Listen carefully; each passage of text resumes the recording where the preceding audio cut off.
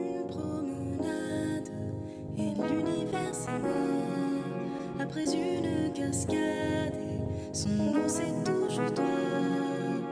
Une escapade, la vie est dans les bois et puis une balade, son sujet c'est toujours toi.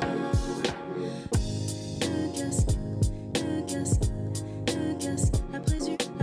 Yo creo que festivales y acontecimientos como lo que supone ICC Week tienen hoy más relevancia que nunca. Creo que vivimos cada vez más en el entorno creativo, por supuesto en la transmedialidad, en la relación entre distintos medios, que lo vemos aquí, pero también yo creo que la intertextualidad, ¿no? en cruzar relatos. A mí me parecen muy interesantes este tipo de encuentros interdisciplinares.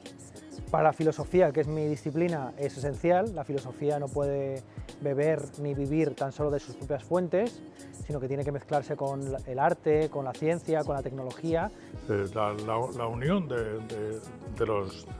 entre nuestros campos es fundamental para que todo esto funcione. Es muy bueno que haya un sitio donde se encuentre la gente, donde se compartan proyectos, donde se sumen energías, se sumen sueños, se sumen ilusiones. Tiene mucho especial valor en estos momentos donde está tan complicado todo y donde tenemos tantos corsés que nos impiden que las cosas salgan de manera muy fluida, que se haya mantenido a toda intensidad el proyecto, cambiando, adaptándose a las medidas de seguridad. Requiere de mucha voluntad, de mucho esfuerzo, imaginación y ganas. Y creo que hay una oportunidad súper interesante de innovar desde la periferia, de crear desde el extremo, de lo que está más alejado de la centralidad, que puede tomar más riesgos, que puede mezclar más y que puede ser disruptor en un entorno de pérdida de centralidad. Y ahí creo que Galicia está hoy llena culturalmente de proyectos súper interesantes en este sentido, ¿no? en este concepto de mezcla, de cosas que suenan a lo popular. Porque somos una comunidad que muy diferente a muchas otras, ¿no? Los médicos publican, se enteran unos lo que hacen los otros, se comparten todos los descubrimientos, todas las innovaciones y es muy importante que en nuestro sector también compartamos todas estas cosas y nada, es fundamental. Enhorabuena por hacer este trabajo porque creo que es un pilar para que todo esto funcione y para que demos todos un paso adelante, que merece la pena. Après une cascade, son nom c'est toujours toi.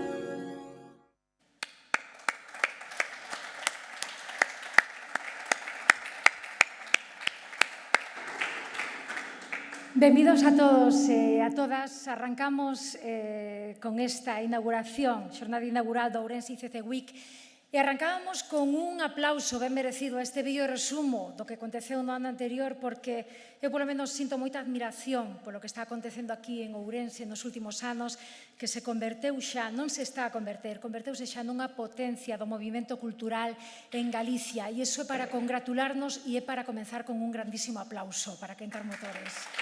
Parabéns, Ourense, de verdade que sí.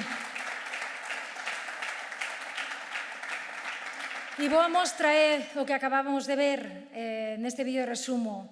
Dende o ano 2015 celébrase aquí, na provincia de Ourense, Ourense ICC Week, a Semana das Industrias Culturais e Creativas. Un acontecemento transversal onde converxen todas as manifestacións do sector.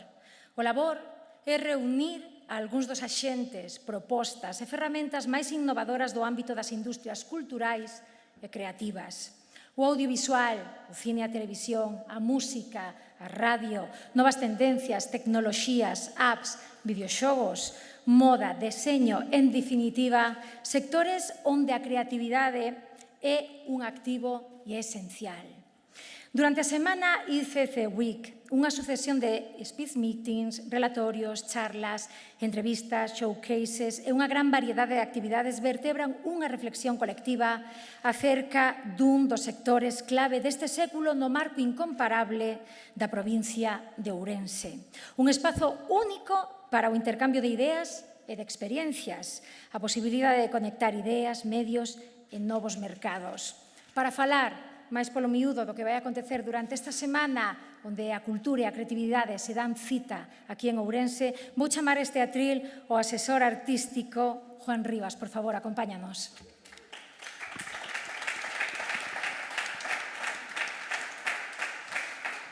Muchas gracias. Gracias por haberos acercado aquí al Marcos Valcárcel. Gracias a todos los que estáis ahí detrás de la pantalla, presidente, y sobre todo al equipo que en esta última semana hemos tenido el gran pico de trabajo, gracias a Aurelio y todo el equipo. Y en definitiva, Ourense ICC Week nacía en el 2015 para poner en valor el trabajo de la gente creativa.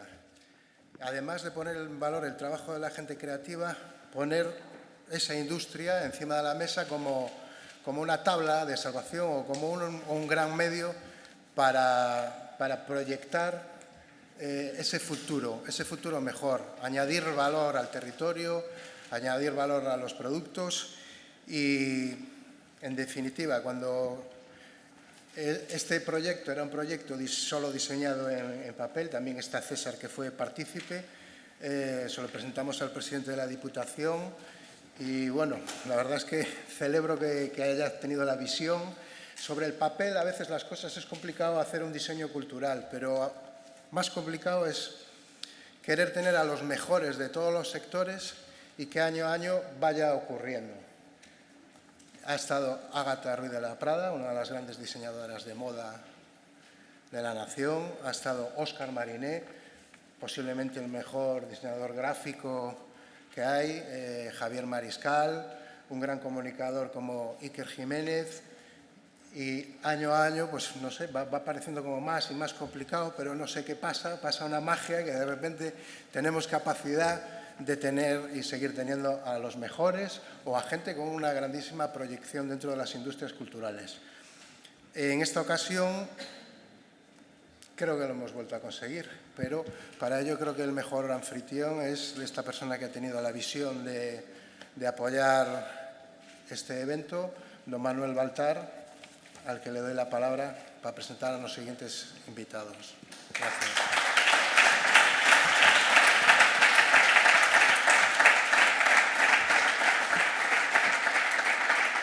Muchas gracias, Juan, por esa palabra de visión, a pesar de las gafas. Me acuerdo perfectamente de aquella primera reunión, estaba César y creo que no tardamos ni 5 segundos en decir que sí a este proyecto. Y dices, algo pasa porque todos los años vamos mejorando. Pues lo que pasa es Ourense, no hay ningún otro secreto. Estamos en un territorio que se mueve, en un territorio de gente trabajadora, de gente migrante, pero de gente fundamentalmente creativa, porque trabajar y emigrar también es crear y tener talento, y hoy tenemos aquí sobradas muestras de ese talento, pues es consustancial a un territorio como este. Bienvenidos a todos los que están aquí presencialmente, a todos los que nos están siguiendo mediante la retransmisión en streaming, en este centro cultural Marcos Valcárcel, que lleva el nombre de un grande de Ourense, que además tuvo la posibilidad de estudiar a una de las generaciones más importantes que ha dado este territorio, como era la generación Nos. El 30 de octubre se cumplen 101 años de la aparición del primer número de la revista Nos, que no solo fue la cuna del pensamiento político galleguista, sino que fue mucho más. Y de hecho, 101 años después, estamos hablando de ese movimiento. Pues nos seguimos moviendo. Y desde la Diputación acabamos de cerrar la 26ª edición del Festival de Cine de Ourense, el Festival de Cine de Galicia, que organiza la Diputación en colaboración con la Fundación Carlos Velo, la única audiovisual que existe en Galicia. Y ahora estamos con la ICC Week, pero es que en el mes de noviembre celebraremos la Mobile Week, mediante un acuerdo con Barcelona Mobile World Capital. Durante este año 21, el 22 y el 23, Ourense, este territorio, acogerá esa Mobile Week, que sin duda va a ser una sacudida tecnológica, como sacudida de vanguardia de música, de arte, disciplinas creativas viene siendo en estas 7 ediciones. Esta también lo será, la Ourense ICC Week. Por eso, gracias, Juan. Es difícil programar. Gracias, Aurelio, el coordinador técnico y asesor de cultura de la Diputación. Es difícil encajar todas estas piezas. Es más difícil todavía estar pensando ya en la ICC Week del 2022, que sé que está medianamente ya trabada, y por eso esa anticipación y esa planificación es una de las notas fundamentales de esta acción pública que no persigue otra cosa que reivindicar y posicionar a Ourense. Un Ourense al que en la ICC Week del año 22 vendrán los ponentes ya en alta velocidad, 2 horas y 8 minutos, Madrid-Ourense. Eso quiere decir que se acortan los kilómetros, no, se acorta el tiempo, que es como se mide hoy la diferencia y el espacio. Por eso esta edición, sin duda, va a marcar un antes y un después, va a ser la última sin AVE, pero va a ser la antesala de la primera, donde ya esa velocidad que le imprimimos cada año a un marco de las industrias culturales y creativas como esta, pues va a ser tremendamente importante. Por eso, gracias por estar aquí de nuevo. Gracias a este primer panel, gracias a Belén Xestal por estar con nosotros y saber, porque lo conoce, la capacidad de Ourense para organizar este tipo de eventos. Gracias a Sara Casasnovas, actriz ourensana, que pronto rodará en Ourense, fruto de esa apuesta que tenemos por convertir este territorio en un gran plató para la producción audiovisual. Y gracias a la ourensana Elena Freijedo, da Ponte, porque sin duda también ella todos los días, cuando trabaja, y trabaja bien, y trabaja con los más grandes y representa al más alto nivel a las personas más populares de la nación, pues también lo hace en clave ourensana, haciendo las cosas bien, planificadamente y sintiendo orgullo de una tierra que es la nuestra, que compartimos, que no queremos vender, queremos compartirla y que sin duda esta experiencia pues es un motivo más para hablar de ella. Y tenemos a Toni Segarra, que está hoy aquí con nosotros, que es el personaje, si me permites, que después de intentarlo durante los últimos años, hoy está aquí. Hay que decir que la ICC Week resistió a la pandemia, como resistió el Festival de Cine. Es decir, seguimos organizando a pesar de las condiciones más estrictas, pues estos eventos no podían dejar de organizarse. La cultura con mayúscula tiene que pervivir y esto es cultura, es transversalidad, es actualidad, es vanguardia, es tendencia. Pues por fin está con nosotros para hablarnos de creatividad, para hablarnos de lo suyo. José Antonio Segarra Alegre, que nació un 15 de mayo del 62. Le preguntaba ahora si era verdad lo del 15 de mayo. El 15 de mayo es el Día Internacional de la Familia, eso no tiene nada que ver con esto, ¿no? Pero el 15 de mayo de 1896 se proyectó la primera película de cine en España, ¿no? Y eso tiene que ver con lo que hace él, ¿no? Y en 1928, un 15 de mayo, un tal Mickey Mouse, una creación de Walt Disney, que dicen que era de Mojácar, de Almería, hizo su presentación pública en una película que se llama Plane Crazy. Y creo que también tiene mucho que ver con lo que él defiende y a lo que él se ha dedicado. Pero es que en 1940 los hermanos McDonald, Dick y Mac, abrieron en San Bernardino el primer restaurante. Y McDonald's es otra marca que sin duda impregna y llega y encaja y es una marca global. Y a eso se dedica nuestro invitado de hoy. Nuestro invitado de hoy es licenciado en Filología Hispánica y se interesó por este mundo porque la empresa familiar, que era una imprenta, allí descubrió revistas alemanas de diseño donde era muy importante la parte gráfica. Eso dice la Wikipedia. Yo aquí no estoy inventando nada, pero seguro que es así. Y además es una persona que ha logrado, pues, con firmas nacionales e internacionales, cuestiones absolutamente tremendas, ¿no? Fue nombrado por la revista Anuncios en el 2000 el mejor creativo del siglo XX, ¿no? Mejor creativo del siglo XX. Está trabajando para ser también el mejor creativo del siglo XXI, seguro. Y además colecciona premios internacionales, tiene 39 leones del Festival de Cannes, tiene más de 100 soles del Festival de San Sebastián. La revista Forbes en el 16 dijo que era una de las 25 personas más influyentes de España, una lista donde está Amancio Ortega, Florentino Pérez, está Toni Segarra, que está hoy aquí. Y es un placer que esté con nosotros alguien que creó eslóganes que son parte de la cultura popular en nuestro país e incluso a nivel internacional, ¿no? Yo recuerdo una campaña del 89 para Televisión Española, algunos no habíais nacido, que era de un perro, el perro Pipín, para un uso responsable de la televisión, para que los niños pues, no abusaran. Qué bueno sería hoy una campaña para que no abusaran de las tablets y de los móviles. Recuerdo la de IKEA, Bienvenido a la República Independiente de mi casa, también es una creación de esta persona que tenemos hoy aquí, o para BMW, el Te gusta conducir, o el Be Water, My Friend, con Bruce Lee, que además en Ourense encajaría perfectamente ese agua, porque somos la provincia termal, la de mayor potencial de Europa, y el agua nos define como la historia y la creatividad a la que nos referíamos antes. La cuenta ING, la cuenta naranja también, bueno, podríamos estar, pero yo no estoy aquí para aburrir, solamente esbozar unas líneas de la personalidad que tenemos hoy aquí delante. Nos alegra muchísimo que esté aquí. Somos una tierra creativa también. Me vienen ahora a la memoria pues, el logo de Barreiros, uno de los grandes de la automoción en España, que era de aquí de Ourense, y que creó 40.000 empleos en su factoría de Villaverde en los 60, esa E y esa B que unidas hacían un 8, ¿no? O a metros de aquí la tienda Adolfo Domínguez, La arruga es bella, también otro eslogan fundamental. En definitiva, venimos a escucharte, sabemos que creas, queremos que creas y que crees, si pueda ser, en Ourense. Muchas gracias por estar aquí. Con ustedes, Toni Segarra. Buenas tardes.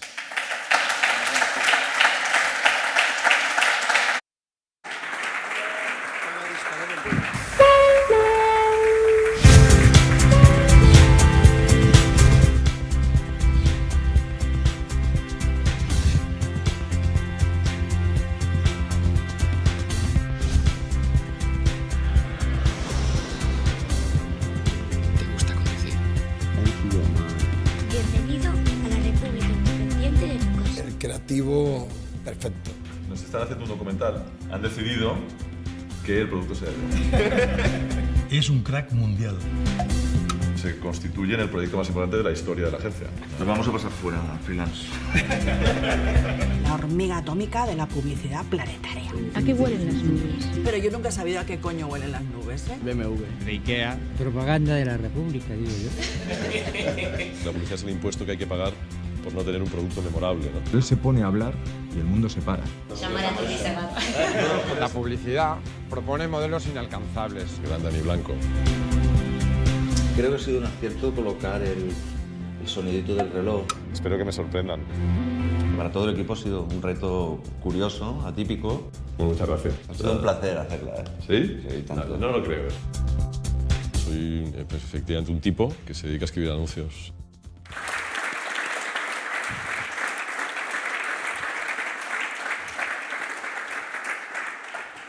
Claro, agradecelle moitísimo ao Presi todo o que dixo a introducción, porque eu tiña toda apuntada aquí, pero a capacidade de memoria que ten é absolutamente a prova de bombas. Moitísimas grazas. Claro, para unha xornalista que leva 20 anos traballando nesto no audiovisual, é moi difícil estar hoxe aquí sin dar un chimpo, estando con Toni Segarra ao lado. E intentei manter a compostura e as formas cando vin, e foi interesante, además, dixenlle, hola, eres Toni? E dixenlle, sí, soy Toni. Eu, pois te acompaño, tal. Me entiendes? Sí. Te acompaño, tal.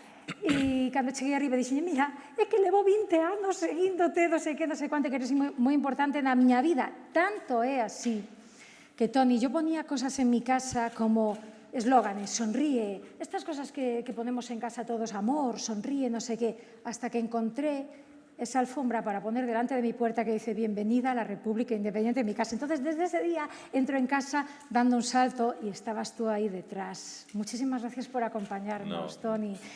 Muchísimas gracias a vosotros. Primero por todas las exageraciones tremendas que habéis acumulado. Me encantaría conocer a ese tipo del que habláis, pero no lo conozco. Y luego también por invitarme o invitar a un publicitario a un evento donde comparto, digamos, escenario con gente del cine, del espectáculo, de la música. Normalmente nosotros no estamos en estos escenarios. Creo que la publicidad forma parte de la cultura, claramente, pero por alguna razón, supongo que porque estamos mancillados por la venta, somos considerados de otra manera. Pero os agradezco mucho que tengáis la valentía de hacerlo y que estemos aquí. No, agradecidos estamos nosotros de contar contigo. Y decía yo, la capacidad de influencia, ¿no? Bueno, os miro ahora porque si alguien quiere interactuar, preguntar, lo que queráis, sin miedo. Estamos aquí para mantener una charla con todos, ¿verdad? Y aparte creo que es lo más enriquecedor y para eso estamos. Yo creo que sois un poco los que hacéis publicidad, los creativos, un poco los grandes analistas y psicólogos o sociólogos, como le quieras llamar, de todo lo que está pasando a lo largo de los años, para, no sé si estoy en lo cierto, para crear cosas, publicidad ajustada a lo que nosotros necesitamos, ¿no?, al tiempo que estamos viviendo. Sin duda. No sé si tanto nosotros, que sí, como sobre todo las marcas. Si las marcas son, porque les va la vida en ello, enormes conocedoras de su público. Yo, por ejemplo, he trabajado muchísimos años con EVAX, ¿no? Por ejemplo. Bueno, pues las facultades de sociología de ese país, cuando tienen realmente un problema grave de conocimiento de determinados asuntos, por ejemplo, tabú sobre la menstruación, consultan con EVAX, porque EVAX es la que de verdad sabe eso hoy en España. Es decir, EVAX, por ejemplo, es la primera marca que se atreve, o sea, la primera marca que en este país en los años 70 decide decir regla en la tele. O sea, regla no se decía, era una palabra que no se usaba, una palabra tabú. Y decide usar la palabra en la tele en un anuncio porque sabe perfectamente que ya se puede usar. Y eso lo sabe porque tiene completamente pulsada la opinión de las mujeres, o por lo menos de las mujeres que a ella le interesaban, que la marca le interesaba en ese momento, ¿no? Así que, efectivamente, nosotros, por supuesto, debemos que tener, digamos, una ejercitación de la empatía constante, ¿sí?, de saber un poco cómo explicarle a alguien en un bar o en un taxi qué es un producto, qué es una marca. Pero yo creo que sobre todo las marcas, las compañías, los clientes están siempre pendientes de...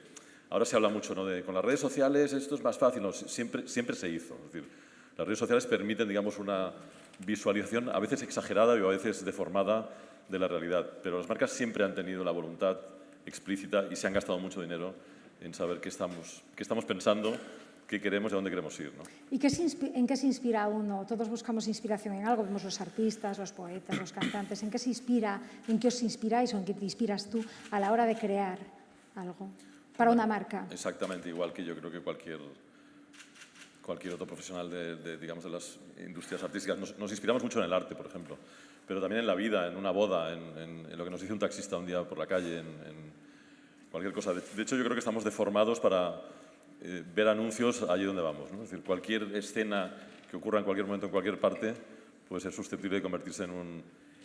Estoy hablando de anuncios porque procedo de una generación que vivió sobre todo la publicidad de la televisión, que hoy es una más de un montón de formatos y un montón de canales que tenemos que usar, ¿no? Pero sí, en cualquier lado, en cualquier parte, en cualquier exposición, en cualquier cuadro de estos, cualquier cosa puede ser susceptible de ser un anuncio si tienes la costumbre, diría, ¿no?, de hacerlo. Bueno, yo me he quedado con una frase que ha dicho el Presi cuando estaba en el atril. Lo que pasa es Ourense. Ya. Eso es bueno. Bueno, porque... Sí. Y tiene razón. Lo mejor que puede hacer la mejor campaña de publicidad siempre es el producto. Siempre. Y está claro que en este producto, que es Ourense, si es que puede ser entendido como producto, en parte sí, están pasando cosas y por lo tanto eso genera la mejor publicidad posible. Luego, aparte de eso, se pueden hacer otras publicidades, ¿eh? Pero la mejor siempre viene del producto. Tu historia empieza, o se dice, ¿no?, que tu interés por el mundo de la publicidad se fragua mientras trabajas en una empresa familiar. Sí. Con tu familia, ¿cómo empieza todo? Una imprenta. Bueno, mi familia tiene una imprenta, mis padres, los dos, montaron una imprenta en los años... en el año 58 creo que fue. Y las imprentas antes, claro, venía un cliente a encargarte un catálogo y te lo encargaba entero. Es decir, haz las fotos, haz los dibujos, haz las marcas, haz los textos, hazlo todo porque no sé cómo hacerlo, ¿no? Por lo tanto, casi todas las imprentas tenían un departamento de diseño gráfico, lo podríamos llamar. En aquel momento se llamaban grafistas o los dibujantes, ¿no? Había unos tipos que iban, tipos barbudos, que siempre se lo pasaban muy bien y que eran los dibujantes. Entonces a mí, bueno, mi hermano mayor, que nunca supo muy bien qué hacer en la vida, se acabó metiendo allí, acabó siendo un publicitario de genio también. Y yo se supone que iba a ser el escritor de la familia, yo se supone que quería ser escritor, hice filología por ello. Y entonces, bueno, mi hermano me utilizaba para escribir catálogos, folletos, cartelitos. Y bueno, me parecía muy fácil, me parecía casi tonto y me pagaban bien por ello. Así que bueno, me fui, digamos, colocando profesionalmente en eso porque en lo de escribir de verdad jamás me metí seriamente, digamos. Y bueno, llegó un día que me di cuenta de que esa era mi vocación real, que me lo pasaba bomba, que hasta servía para ello y ya me dediqué de una manera clara, ¿no? Pero empecé por ahí, sí, empecé en... De hecho, era una mini agencia, que yo era los estudios, digamos, de las imprentas eran mini agencias y luego ya, con los años he ido preguntando y, digamos, toda esa gran tradición del diseño gráfico catalán procede en buena parte de que el centro de las imprentas en este país en un momento dado estaba allí, ¿no? Estaba allí, claro. ¿Qué ha sido lo primero que has hecho en publicidad? Siempre hay una primera cosa que haces pues, para televisión o para radio. No, para televisión sí recuerdo. Yo empecé a trabajar haciendo eso, catálogos y algún anuncito de alguna revista, alguna cosa así. Pero mi primer anuncio de televisión lo hacemos, a mí me ficha, me llama Viceversa, que era una agencia pequeñita de Barcelona. Nosotros habíamos, digamos, mi hermano y yo, habíamos convertido ese estudio de la imprenta en una especie de estudito un poquito más independiente. Teníamos la imprenta como principal cliente y luego tenemos algún cliente más, ¿no? Pero hacíamos poquita cosa. Entonces, no sé cómo este tipo, Félix Gárate, se enteró de que yo existía y me llamó, entonces me contrató, porque acababan de ganar la cuenta de la Generalitat. En realidad la había ganado Lorente, Joaquín Lorente, pero no podía llevarla toda entera, entonces este tipo, Félix Gárate, era su amigo, y le había pasado la parte de la cuenta y había que hacer muchos spots. Y entonces me dijo que me quería fichar para hacer spots. Yo no había hecho nunca y para mí eran como el sueño, ¿no? Fui a mi hermano, le dije, oye, que me ha llamado este hombre y que quiere que haga spots. Mi hermano me dijo, lárgate, es lo que has querido hacer toda la vida. Y entonces empecé a hacer anuncios de la Generalitat. Y recuerdo que el primero, o uno de los primeros, fue uno para prevenir, digamos, que las mujeres embarazadas fumasen o bebiesen alcohol. Y bebiesen alcohol, eran 2 anuncios. Y tuvimos suerte, fueron mis primeros premios. O sea, con aquellos 2 anuncios ya empezamos en el año 87, empecé a ganar mis primeros premios en San Sebastián. Era un anuncio que estaba copiado descaradamente de una agencia que me gustaba mucho en ese momento, RCP, pero bueno, la gente pensó que el anuncio era de RCP y le dieron un premio. Y bueno, ya empecé un poco mi carrera. En publicidad nos damos muchos premios, ¿eh? O sea, tampoco tiene tanto mérito ganar premios porque nos damos todo el rato premios. Es bastante habitual. O sea, es raro no ganar una docena cada año. Desde el 87, de aquel 87, mucho han cambiado las cosas, ¿no? Tanto es así que estamos viviendo pues, en los últimos años todo lo que está pasando en la red, Internet, ¿no? Que es lo que nos tiene ahora, todo está ahora en el mundo digital, ¿no? ¿Cómo os habéis tenido que adaptar también vosotros, ¿no? a todo esto? Estamos en ello. Estamos en ello como todo el mundo. Yo entiendo que como los periodistas, como el mundo de la televisión, como el mundo del cine, estamos en ello. Y estamos en ello cada día, diría yo. Es decir, es un proceso constante en el que hay que evitar, yo creo, caer en la trampa periódica del nuevo canal, de la nueva red social, y tratar, o yo por lo menos trato de hacer eso. En la medida que yo tengo 59 años, no soy un nativo digital, evidentemente, trato por lo menos de mantener esa distancia que ya tengo de una manera natural, de mantenerla para tratar de observar lo que ocurre con la máxima perspectiva posible, porque si no es muy fácil caer en todas las trampas que nos va poniendo el territorio encima. De hecho, ahora nos acordaríamos, por ejemplo, de Second Life. ¿Os acordáis de Second Life? Que ya no existe, ¿no? Y hubo un momento que si no estabas en Second Life en publicidad, eras prácticamente una marca muerta, ¿no? Y al cabo de unos años murió. Entonces, es importante saber, mantener una cierta distancia, sí. Por otro lado, otra de las cosas que ha ocurrido con la digitalización es que todo se ha convertido en publicidad. Es decir, cuando existía la tele, nosotros teníamos un cartelito antes de nuestros anuncios que decía ahora viene la publicidad, es decir, ahora vienen las mentiras. Entonces contábamos nuestras mentiras y volvía las mentiras, digamos que la gente no sabe que son mentiras, ¿no? Las mentiras oficiales. Pero ahora no, ahora en cualquier momento y en cualquier parte, cualquier cosa puede ser un anuncio realmente, aunque no lo sepas, ¿no? ¿Y dónde está esa línea? A mí eso me parece inquietante. Sí, a mí también, escuchándolo así. No, pero ahora que hablas de esto, ¿dónde está ese equilibrio, el rigor, ¿no? A la hora de cuando haces un anuncio que sabes que va a influir en la gente? Nadie es indiferente. Es algo que... No es tan fácil influir, ¿eh? Nosotros tenemos una fama inmerecida de conseguir cambiar los hábitos de la gente y no lo conseguimos tan fácilmente. De hecho, hay una cifra que siempre doy para que se entienda hasta qué punto es complicado. De cada 10 lanzamientos, esto es una cifra que además que se mantiene en los últimos 10, 15, 20 años igual. De cada 10 lanzamientos de productos nuevos que se producen en este país, 8 fracasan. Es decir, al final funcionan 2. Y todos tienen su campaña de publicidad y todos se han testado previamente y todos tienen gente inteligente detrás lanzándolos. Es decir, luego no es tan sencillo hacer un anuncio y que la gente compre lo que quieres. Lo que demuestra, que es una cosa que defiendo desde siempre, que como consumidores somos muy inteligentes, sabemos lo que queremos, no compramos lo que no nos interesa. A veces probamos y si el producto no funciona, lo despreciamos para siempre. O sea, que no es tan fácil, no somos tan poderosos. Es verdad que lo intentamos, pero no es tan sencillo. No, o sea, esa historia muy, iba a decir de la izquierda, pero bueno, en general, es que gracias a la propaganda se consiguió transmitir, hacer que todo el mundo hiciera una cosa. Pues yo no sé cómo se hace. Yo no sé cómo se hace que todo el mundo haga una cosa. Me parece muy difícil. Bueno, ha habido movimientos históricos, ¿no?, que gracias a ciertas propagandas, o eso dicen, pues... Ya, pero siempre le echamos la culpa a la propaganda, pero a lo mejor fueron cosas distintas. Sí, puede ser. O por lo menos una acumulación de cosas, ¿no? En general, casi todo es más complejo de lo que parece, ¿no? ¿Cómo es el proceso de que una marca...? Pues mira, justo acabo de decir, casi todo es más complejo de lo que parece, pues nuestro proceso es simplificar.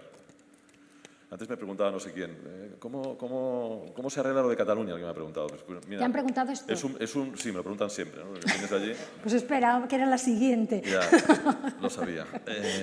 Y yo decía, nuestro trabajo consiste en simplificar. Simplificar de un modo casi te diría ridículo, absurdo, pero claro, simplificar unas salchichas de Frankfurt, una cerveza o un refresco de cola tampoco es tan problemático ni tan grave y no lleva ninguna consecuencia. Es decir, tenemos que simplificar porque tenemos que contar algo en un espacio y en un tiempo muy breves y contando con la indiferencia absoluta de la gente y por lo tanto tenemos que ser muy concretos y muy claros y tratar de que eso se recuerde, ¿no? Claro, los asuntos complejos no solo no se deben simplificar, sino que es pernicioso hacerlo. Entonces yo creo que precisamente el problema de Cataluña es un problema de simplificación. ¿El problema de? De Cataluña, en todo caso, es un problema de simplificación. Y desde luego no se resuelve con publicidad. Es decir, la publicidad es lo contrario de lo que hay que hacer con un problema complejo. Porque nosotros lo que tendemos a hacer, lo que tenemos que hacer por encima de todo, tenemos que hacer dos cosas. Simplificar mucho, en exceso, y luego arriesgarnos, porque al final lo que se nos pide es que existamos, o que hagamos existir una marca o un producto. Y por tanto, hay que hacer algo distinto a lo que se ha hecho hasta ese momento, ¿no? Porque si no, no se ve, si no, no existe, si no, no apareces. Claro, tampoco creo que arriesgarse sea lo mejor que se puede hacer en un asunto político de esa complejidad, ¿no? Entonces, yo creo que con publicidad no vamos a arreglar ese tema. Con política no lo sé, se ha aprobado y tampoco parece que se arregle. No tiene nada parece indicarlo, por ahora, por el momento. Decías antes de que 8 de cada 10 campañas fracasan. ¿Hay segundas oportunidades para ciertos productos, para ciertas campañas? Sí. Ocurre muy a menudo que un producto se lanza antes de tiempo. Sí, productos. Y, por ejemplo, yo creo que eso pasó con la videollamada, ¿no? Hubo un momento en que apareció la videollamada, no funcionaba del todo, todos lo probamos, todos dijimos qué chorrada, ¿para qué? Lo abandonamos durante años y de pronto llegó un día FaceTime o no sé quién y de repente todo el mundo dijo, o Zoom, ahora no, y de pronto, oh, qué maravilla lo de la videollamada. Entonces, sí, hay momentos en los que uno lanza un producto mucho antes de lo que debería o en unas condiciones distintas o lo explica mal. Por ejemplo, Steve Jobs, al que siempre, que es un hombre del que hay que aprender mucho, porque al que siempre se elogia como gran innovador, no fue un gran innovador en el sentido de inventarse cosas, porque casi nada de lo que hizo era invento suyo, sino fue un gran innovador en el sentido real del término. Una innovación es aquello que el mercado sanciona, que el mercado aprueba, ¿no? Que el mercado convierte en un producto real que funciona. Aquello que no funciona no es una innovación, ¿no? Por lo menos en mi gremio, en mi oficio. Lo que hacía muy bien Jobs era contemplar una invención de otro, que por alguna razón ese otro no había sido capaz de colocar en el mercado, y ver cómo debía colocarse en el mercado. Es decir, las pantallas táctiles ya existían, en general casi todo lo que una cosa muy parecida al iPod ya existía. Él entendía bien cuál era la virtud de ese producto que otro había fracasado en lanzar y sabía cómo lanzarlo. Es decir, en realidad era un genio del marketing. Era un genio de colocar un producto, fuese suyo o no, en el mercado y hacerle hablar con el mercado y hacerle conectar con el mercado, ¿no? Y eso eso en realidad creo que es lo que nosotros hacemos, o lo que pretendemos hacer, ¿no? Poner en contacto un producto con un consumidor, ¿no? Claro, al final, lo que tú decías ahora, por ejemplo, de las videollamadas, ¿no? Que nos estáis generando, de pronto, una necesidad de tenerlo. Pero no es verdad, porque en ese caso nos pusimos todos morados al hacer anuncios de la videollamada y nadie nos hizo caso. O sea que... Y había anuncios buenos, recuerdo. Pero no, si a nosotros como público, como consumidor, no nos interesa, no nos interesa. Es decir, no es verdad eso de que... No, es que la publicidad nos vende cosas que no necesitamos. Claro, es que no necesitamos nada en realidad. Es que necesitamos refugio, comida y amor, y poquita cosa más. A partir de ahí, todo aquello por lo que la vida vale la pena ser vivida es innecesario. Y eso es lo que nosotros tratamos de vender, sí. Y vives de ello, además. Claro. Afortunadamente. Llenamos el mundo de cosas gustosas, sí, sí. No, nosotros no, es decir, el mercado, el capitalismo, digamos, el consumo. Nosotros lo que tratamos de hacer es que aparezcan, informar sobre ellos, que la gente prefiera uno sobre otro. Es decir, que cuando vas al supermercado y ves 14 marcas de chocolate, elijas una concreta, ¿no? Porque algo que no sabes muy bien qué es y que a veces es un anuncio, te ha hecho pensar que ese chocolate es mejor que el otro, ¿no? O te cae más simpático, o te parece más bonito, o te gusta más el nombre, o resulta que hay uno que es de Orense y tu madre era de Orense y pues lo compras. También hay esas razones, ¿no? En Orense había buenos chocolates, ¿no? Claro, es tierra de chocolate, las has dado. No, que no hay en Orense. He leído alguna vez en alguna entrevista que has dicho que la publicidad son los fuegos artificiales de la cultura. Sí. Vamos a ver, es que siempre me preguntan, otra pregunta que a lo mejor tienes apuntada por ahí, es ¿cuál es mi anuncio favorito? Siempre... Tengo algunas muy ocurrentes también. No, hombre, no, seguro. No, pero lo digo porque es normal decir, ¿cuál es tu anuncio favorito? No me lo preguntan solo los periodistas, me lo preguntan mis hijas. Y siempre digo lo mismo, es decir, es que un anuncio es muy poca cosa, un anuncio realmente es eso, es un pequeño cohete, chispazo, un algo que te deja... A mí me interesa cuando he estado 15 o 20 años trabajando en una marca y hemos hecho muchos anuncios, al final lo que has construido es un poco un castillo de fuegos artificiales y es una cosa un poquito más bonita, interesante y meritoria, diría yo. Un anuncio sí, es poquita cosa, es un ladrillito, ¿no? Y a mí lo que me interesa realmente es que cada ladrillo que vas haciendo se vaya poniendo en la posición correcta como para que al final construyas alguna cosa, ¿no? Un cierto edificio, una cierta cosa reconocible, ¿no? Por eso me gusta trabajar con marcas, porque al final es un trabajo de largo plazo, de ir hablando. Es una conversación en realidad con el consumidor, ¿no? Es decir, lanzamos un mensaje, el consumidor nos contesta, corregimos lo que habíamos dicho mal, le añadimos alguna cosa. Y en esa conversación, en ese diálogo, vas haciendo que la marca, digamos, aparezca en su vida, que la quieran o no la quieran, o que la aprecien en el momento que tengan que decidir. Eso es lo que tratamos de hacer, ¿no? Tratamos de hacer que la gente quiera aquello que anunciamos, ¿no? Es un trabajo bastante, sí, bastante de alcahueta al final, ¿no? Sí. Se ríe Sara, pero sí, de alguna forma la cultura y la publicidad van de la mano, ¿no? Bueno, yo creo que la publicidad es cultura popular, clarísimamente, sí, yo creo que sí, ¿no? Hay que vender algo, pero van de la mano. Sí, un poco lo que decías al principio, ¿no? Si un arqueólogo dentro de 500 años tuviera que entender cuál era nuestra cultura, qué hacíamos, qué pensábamos, creo que aprendería mucho más de los anuncios que de cualquier otra cosa, ¿no? Creo que si están bien hechos los anuncios, que hay pocos bien hechos, son un buen reflejo de lo que la gente hace, piensa, entiende en un momento determinado, en un sitio determinado, ¿no?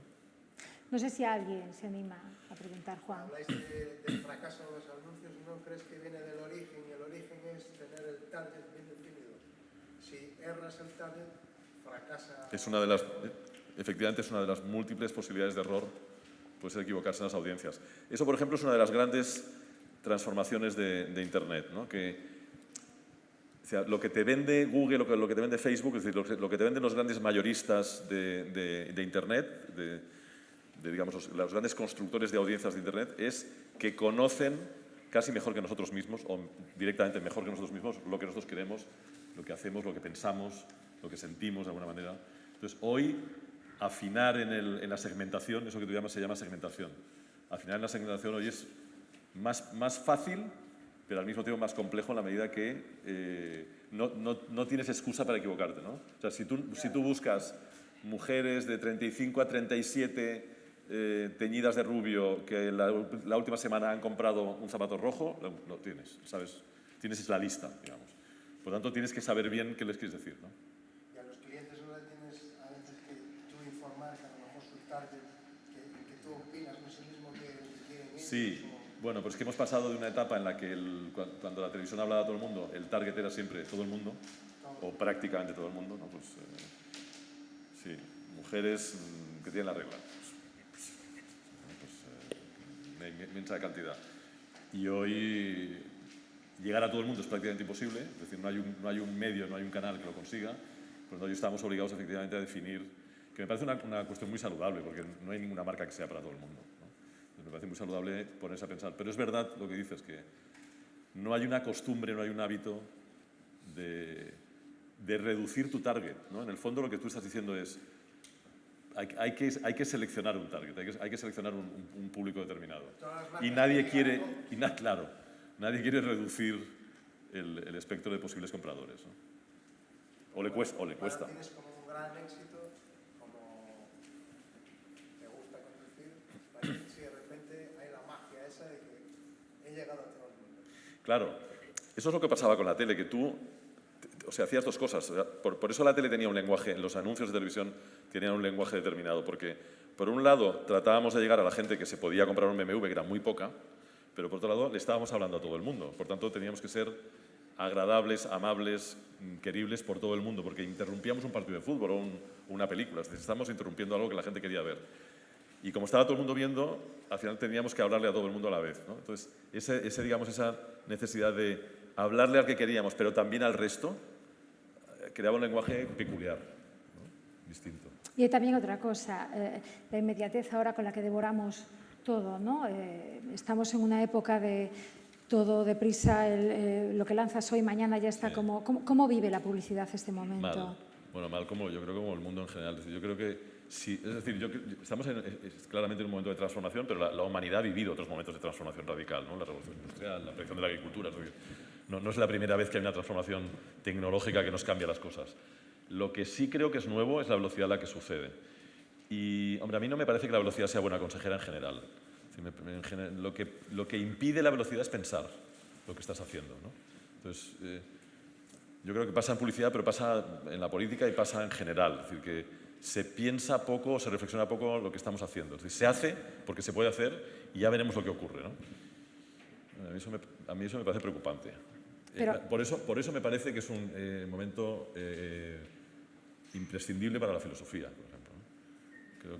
Creo que hay que poner a trabajar a la gente que se dedica a pensar y que tiene ese hábito de pensar en lo general para que piensen que está ocurriendo, ¿no? Porque están ocurriendo cosas que se nos escapan, ¿no?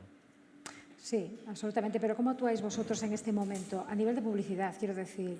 Del mismo modo que antes, a mayor velocidad. Es decir, tratando de conocer rápidamente si lo que hemos hecho ha conectado, ha sido bien entendido. Esto antes es un proceso que duraba meses. Y es difícil que no dure meses, porque tienes que digerir las informaciones, tienes que hacer test en diversos momentos de la vida de la gente. Ahora tratamos de hacerlo más rápido, pero no sé si ese hacerlo más rápido nos da mejor información, yo creo que no. Pero la respuesta es, tratamos de reaccionar a la velocidad del momento y, insisto, no creo que sea posible hacerlo bien. Yo creo que la respuesta es, no creo que estemos haciendo bien las cosas. ¿Qué no estamos haciendo? Por lo menos en publicidad es difícil hacer bien las cosas ahora mismo. Tratamos de hacerlas de la mejor manera posible, pero estamos... O sea, uno no puede estar reinventando constantemente lo que hace y al mismo tiempo pensando que lo que está haciendo está bien. Hay cosas que están bien, cosas que están mal, hay cosas que nos estamos equivocando mucho. Es verdad que no hay otro remedio, es verdad que hay que probar, hay que experimentar y hay que arriesgarse, pero también hay que encontrar tiempo para pensar y no sé si lo tenemos. Hablabas al principio de cómo empezaste, ¿no? Y de ese pequeño estudio con tu hermano y de cómo fueron surgiendo las cosas. Hace muy poco tiempo, porque es muy poco espacio de tiempo, aunque seguro que han pasado muchísimas cosas y lo han pasado en tu carrera, ¿no? Pero hoy día no suceden las cosas así, eso es casi como algo romántico, ¿no? No, pero las startups son eso, ¿no? Sí, o sea, las startups son garajes, ¿no? Donde dos amigos se juntan y... Sí, yo creo que sí. O sea, digamos, la parte que está construyendo ese mundo digital, ese mundo virtual, que es el mundo, o sea, el mismo mundo que está en un lado en físico, se está construyendo. A mí me gusta mucho utilizar esta metáfora arquitectónica para lo digital, porque en realidad es que estamos haciendo eso, ¿eh? Donde había antes tiendas, ahora hay tiendas, pero en otro lugar, ¿no? Donde había antes edificios, ahora hay edificios, pero en otro lugar. Y esa gente que está construyendo ese mundo paralelo, en el que viviremos, en el que vivimos, en el que viviremos de una manera híbrida, esa gente sí lo crea en un despachito de una casa, como nosotros. Mi madre nos dejó el almacén de la imprenta, ¿no? Pues ahí en el almacén nos juntamos 4 locos y empezamos a hacer cosas, ¿no? Pues yo creo que los garajes son hoy digamos, el lugar mitológico de la invención, ¿no? El lugar mitológico de la innovación. Sí, yo creo que es más o menos lo mismo, ¿no?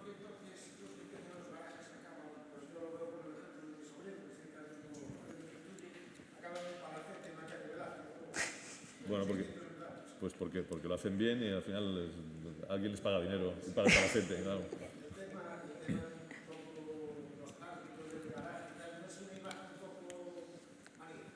No, es verdad, se empieza allí, ¿no?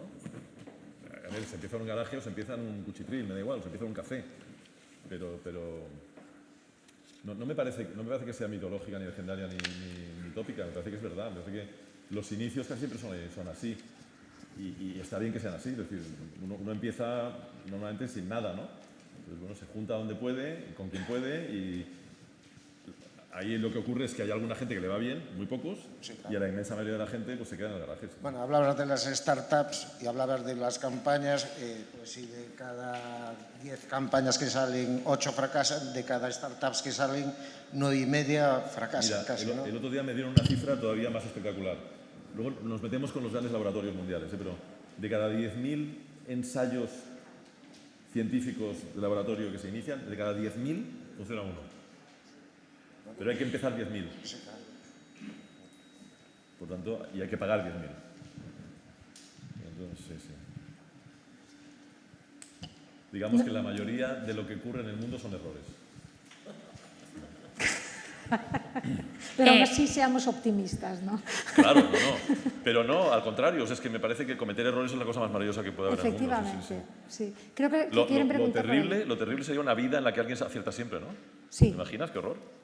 Aburridísimo. Es como lo de eso que siempre dice Risto, de si dices algo y nadie se molesta, es que no has dicho nada. Pues si no te has equivocado nunca, es que no has probado nada, ¿no? Hola, buenas tardes, Tony. A mí me gustaría preguntarte, antes el pasado fuera la televisión y ahora el público está muy fragmentado. Tú como publicista, ¿qué soporte sería el que tú consideras ahora más interesante y el que mejor funciona? Ningún soporte, yo creo que la estrategia. Una estrategia 360, pero... No tanto una estrategia 360 como tener muy clara previamente cuál es tu estrategia. Es decir, la televisión, al ser un medio tan omnipotente, yo creo que dificultó la costumbre de pensar previamente correctamente en estrategia. Mira, me estaba leyendo un artículo al llegar que me han mandado esta tarde, un informe americano de esos exhaustivos, en el que se investiga el briefing. El briefing es, ¿sabes qué es? Esa información que te da un cliente para que tú hagas la campaña. Bueno, pues al parecer han descubierto, haciendo esta investigación con miles de anunciantes tal cual, que los briefings los últimos 10 años son un auténtico desastre. Y son un desastre porque no hay pensamiento estratégico. Vale. Entonces, yo creo que en un momento en el que la fragmentación de canales y de audiencias y de medios es total, o sabes bien quién eres y a dónde quieres llegar, porque vas a tener que llegar por multitud de lenguajes y multitud de canales, o no lo vas a conseguir. Vas a conseguir fragmentarte. Es decir, si no tienes claro lo que eres y sales ahí fuera a anunciarte, te fragmentarás. Por lo tanto, hoy más que nunca, lo importante es pensar antes de ponerte a decir cosas, que no se hace. Bien, totalmente de acuerdo. ¿Te quedarías con algún canal? O sea, sí, no, ninguno. No, me parece que una de las maravillas de este tiempo es que hay infinitas posibilidades de hablar con la gente de maneras distintas, ¿no? O sea, antes a nosotros se nos pedía hacer un spot de 30 segundos y era maravilloso, pero es que puedes hacer un programa de televisión, puedes hacer un documental, puedes hacer un evento, puedes hacer cualquier cosa, ¿no? Para nosotros que somos curiosos patológicos es una maravilla, ¿no? Porque cada vez trabajas con talento distinto, con gente distinta, y aprendes cada vez una cosa distinta, ¿no? Fenomenal. Al final la vida es aprender, ¿no? Gracias. A ti. Por ahí, pasamos el micro por ahí.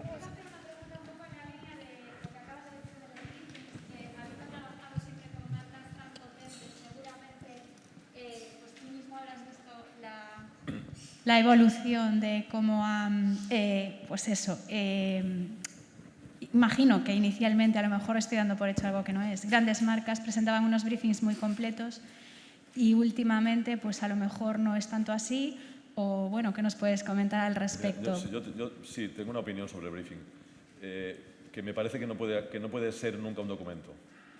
Es decir, yo creo que el problema con el briefing es que se ha sacralizado la idea de que tiene que acabar en un papel, tiene que acabar en un documento, cuando en realidad el briefing es un proceso, es decir, es cómo consigo transmitirle a esta gente que me va a hacer la campaña qué problema tengo y a dónde quiero llegar. Y eso difícilmente se hace en un documento, se consigue, digamos, escribir negro sobre blanco en un documento. Es un poco la idea esta de la oralidad y del libro escrito, ¿no? Los grandes pensadores orales que decían Sócrates o Jesucristo, tal, que decían, no, yo no quiero escribir un libro porque el libro, digamos, inmoviliza mi pensamiento, ¿no? Entonces, un briefing no deja de ser... O sea, el cliente tampoco está del todo seguro de lo que quiere. Y tú tampoco estás del todo seguro de lo que quiere. Y además, una de las gracias de mi trabajo es que yo en realidad vendo mi ignorancia. Es decir, el no saber casi nada de lo que el cliente sabe me hace tener una ventaja sobre él. Me hace tener esa distancia que me permite a mí luego comunicar, ¿no? Por tanto, en ese choque de ignorancias mutuas es donde se construye lo que hay que decir. Y eso es un proceso que lleva unas cuantas reuniones, unas cuantas charlas, ¿no? Entonces, la obsesión por acabar en un papel, donde el público... Por ejemplo, una de las cosas fundamentales de una comunicación es el tono. Hay que encontrar un tono de una marca porque lo que hay que decir casi siempre está muy claro. O sea, que un detergente tiene que quitar las manchas es evidente y eso es lo que hay que decir. Pero luego lo que puedes conseguir es que eso se diga de una manera distinta, propia, que te dé una personalidad determinada, ¿no? Y eso es el tono, el lenguaje, como lo quieras llamar, la personalidad, ¿no? Eso no se puede poner en un papel. O sea, y lo ponemos, ¿eh? Y ponemos tono, vibrante y juvenil. ¿Qué hostias es vibrante y juvenil? O bueno, puede ser vibrante y juvenil de 1000 millones de maneras distintas. Es decir, entonces, el tono se construye construyéndolo. Sí. Y claro, digamos, el miedo a que el proceso es un proceso y que, por tanto, no se fija y no se puede controlar, ese miedo hace que todo se fije y que todo se escriba. Y cuando se escribe, se mata. Vale, nos planteamos entonces el briefing como el conjunto de reuniones, que es como una vivencia, y luego eso se registra en una ficha, pero en realidad no se hace, ¿verdad? Sí, y muchas veces ocurre que haces el anuncio y en el momento de hacer el anuncio es cuando te das cuenta que te has equivocado en el briefing, ¿no? Y yo tenía, por ejemplo, uno de mis mejores clientes era este Víctor Gay, el señor director general de Arbora, que era el de Evax. Él se inventó la marca Evax. Él decía, como Flaubert y Madame Bovary, decía, yo soy Madame Bovary, pues él decía, yo soy Evax, ¿no? Y este señor se cargó la mitad de mis anuncios. Porque le enseñaba el anuncio y él me decía, mira, Tony, no te preocupes, no te preocupes, porque lo hemos hecho todo bien, yo te he ido aprobando todo, estaba todo correcto, pero chico, el anuncio no es Evax. No te sé decir por qué, pero no lo es. Por tanto, yo prefiero no arriesgarme, no ponerlo en la tele, vamos a hacer otro, y este ya nos va a salir bien porque ya hemos aprendido, pero este lo tiramos aquí a la basura. Es mucho más barato eso que ponerlo en la tele. Y se hace muy pocas veces. Moitas grazas. Pasamos o micro para o fondo. Vamos a ver, tú dijiste que de alguna manera puede llegar a la campaña que tú realices a no cuajar. Y en ocasiones puede ser la responsabilidad del producto, porque el producto es malo o porque el mensaje que pretenden dar no es bueno. ¿En alguna ocasión te negaste a hacer alguna campaña porque te pareció que no era oportuno? Solamente, a ver, yo tengo la tendencia a enamorarme locamente de los productos que me llaman y que me encargan. Mi mujer está harta de que le traiga productos todo tipo de productos a casa porque me parece que son maravillosos, porque me he enamorado de ellos.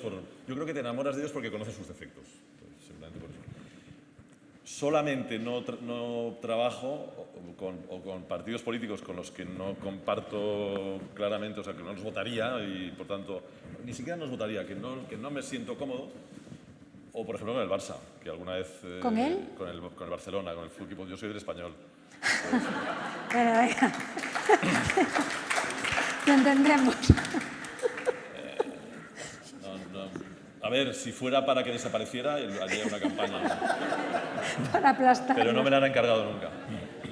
Bueno, pero se están encargando bastante bien de... Están haciendo ellos mismos ahí. Tampoco es verdad, yo no quiero que desaparezcan tampoco. No, yo tampoco, porque si no, ¿qué sería del español, de la afición, esas cosas? El Depor y el Celta que de hecho, quiero que nos vuelvan a odiar, porque ya son tan superiores que ya ni nos odian. Antes, cuando nos odiaban, era muy gracioso. Desprecio así como eso es lo peor, ¿no? Nos tienen pena, que es una cosa horrible. Miseración. Sí, por ahí. A mí me gustaría preguntarte, Tony, un poco, al final los publicistas sois grandes manipuladores de alguna manera, o sea... Como vosotros. Ya me explicarás qué es un álbum de fotos o qué es un perfil de Instagram. No, pero bueno, a ver, evidentemente todos los medios de comunicación son los grandes manipuladores, pero es así, o sea, y la publicidad no deja de ser una manipulación positiva.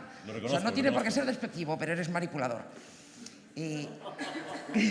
Eres un manipulador. Te está diciendo al final, ¿cómo se consigue el equilibrio? Para conseguir el equilibrio entre el cliente objetivo, o sea, el público objetivo al que se dirige el producto, o el producto, ¿quién prima en este caso?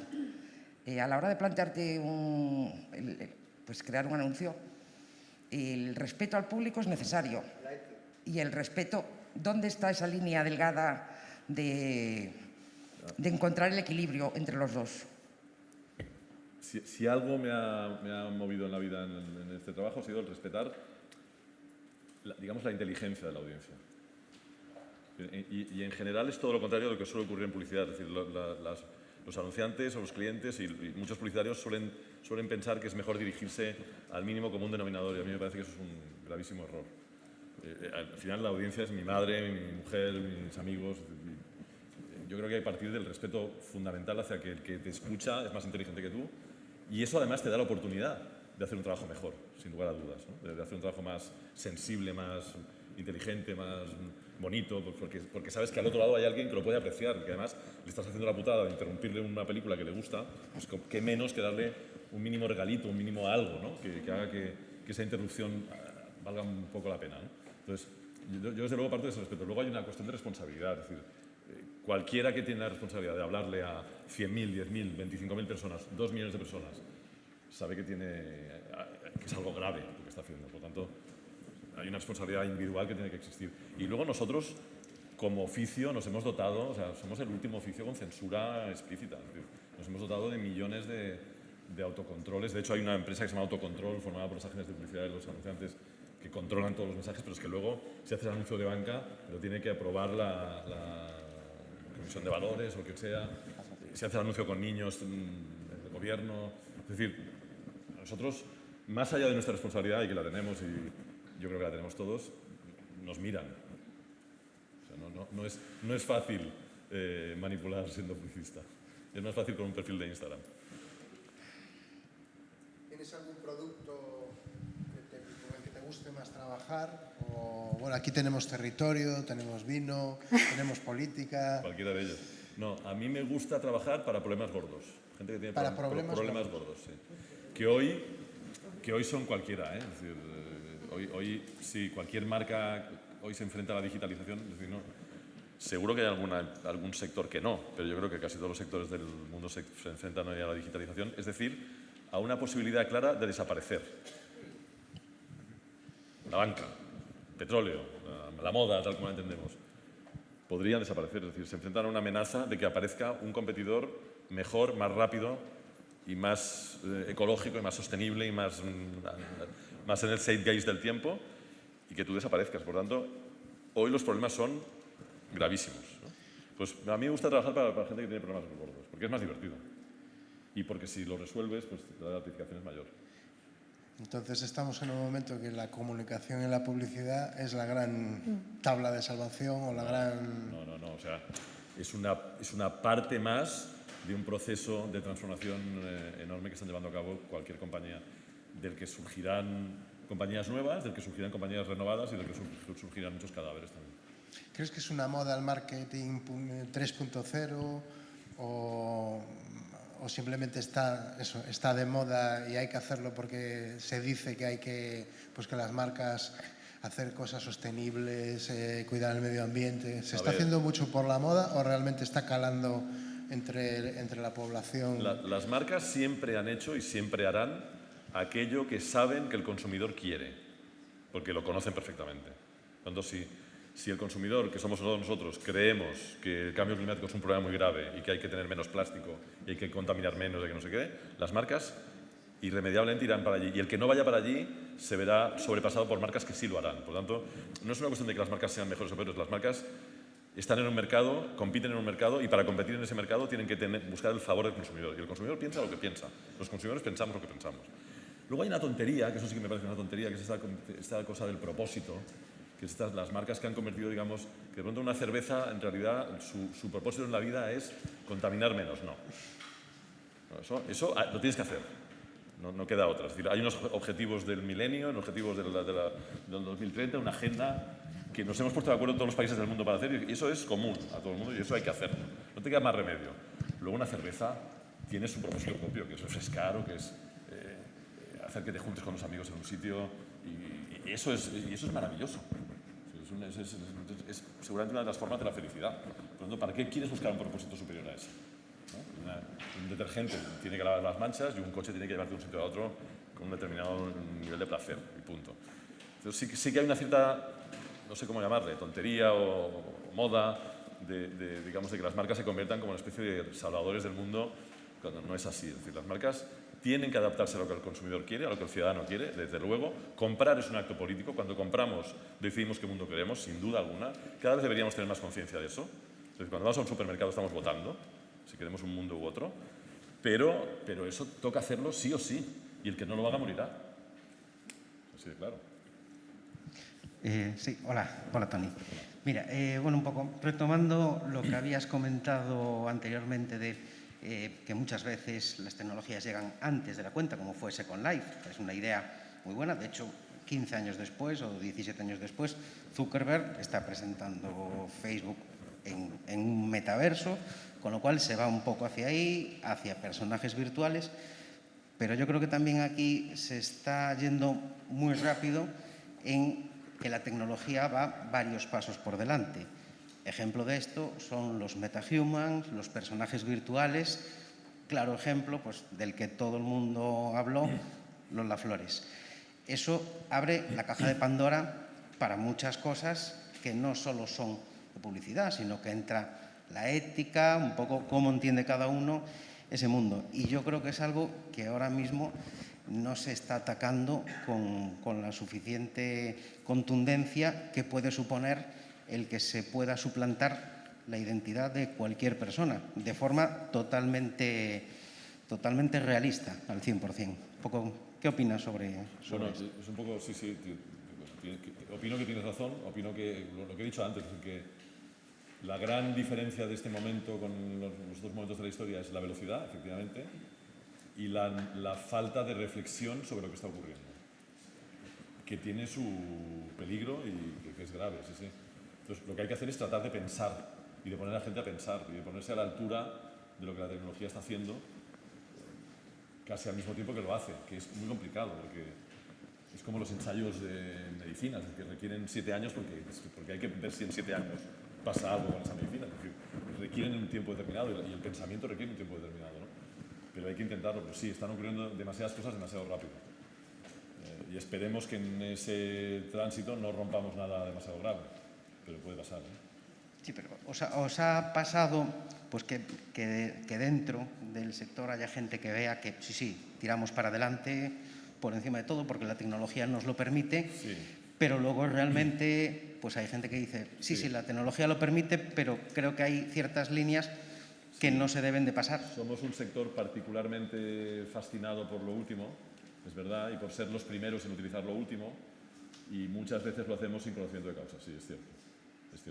Este caso que pones, por ejemplo, a mí me despertó la misma inquietud, es decir, ¿alguien le ha pedido permiso a Lola Flores, que por cierto no se le puede pedir, si quiere decir esto que le hacen decir? Exacto. A mí ya me pasaba yo soy muy amante de Borges y pensaba cuando María Kodama recupera unos textos de Borges que Borges nunca quiso editar, pensaba, ¿quién es María Kodama? Sí, su exmujer, de acuerdo, pero ¿quién es para publicar algo que a lo mejor Borges no quiso que se publicara? Pues estamos en un caso parecido, ¿no? Solo que con una potencialidad que asusta. Pues... Ya. Sí. Pues sí, vamos a tener que ir despidiendo a Toni. Estaríamos aquí porque estamos súper a gusto. Yo también, muchas gracias. Y te damos las gracias, de verdad. Y te pedimos, además, por favor... Sí, claro.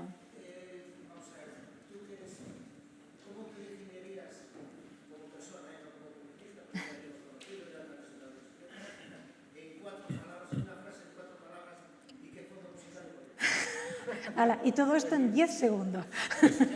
Eso es un briefing incorrecto. Yo creo que lo más difícil que hay en el mundo es definirse a uno mismo, ¿no? Lo más difícil de hacer que hay sí, es incapaz. Desde luego no me reconozco en ese tipo del que hablan cuando me presentan. Me parece muy bien y estoy muy agradecido, pero me gustaría hacer otra cosa, ¿no? Ya. Y la música de fondo seguramente sería algo de música popular brasileña. Qué bueno, qué bien. Toni, que vuelvas a visitarnos a Ourense, que nos gustaría que estuvieras aquí. Aparte, siempre vengo demasiado poco, así que la próxima vez tengo que venir 3 días. Tenemos también buenos equipos de fútbol aquí, en Ourense. El Español está ahí, pero nosotros también tenemos, y tenemos muchas cosas, sobre todo ganas de seguir escuchándote y ganas de seguir aprendiendo de ti. Ha sido un lujo, de verdad. Muchísimas gracias. Un aplauso.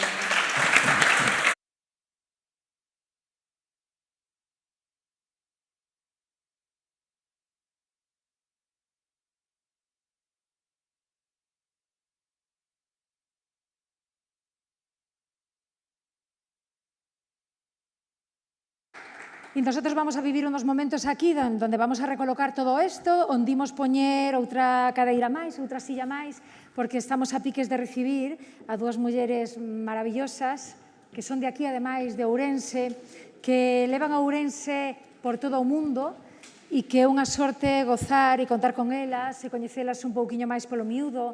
Así que imos a chamalas xa para que ocupen as súas cadeiras. Imos ver un pequeno vídeo tamén delas, verdade, Juan? Imos ver un pequeno vídeo tamén, verdade, delas. Ou non, non hai vídeo, veñen xa directamente. Pois estáse rindo porque, claro, estas cosas del directo hai que preguntarlas sempre. Pero é unha maravilla recibir cos aplausos que se merece. A Sara Casasnovas, por favor, acompáñanos aquí no escenario.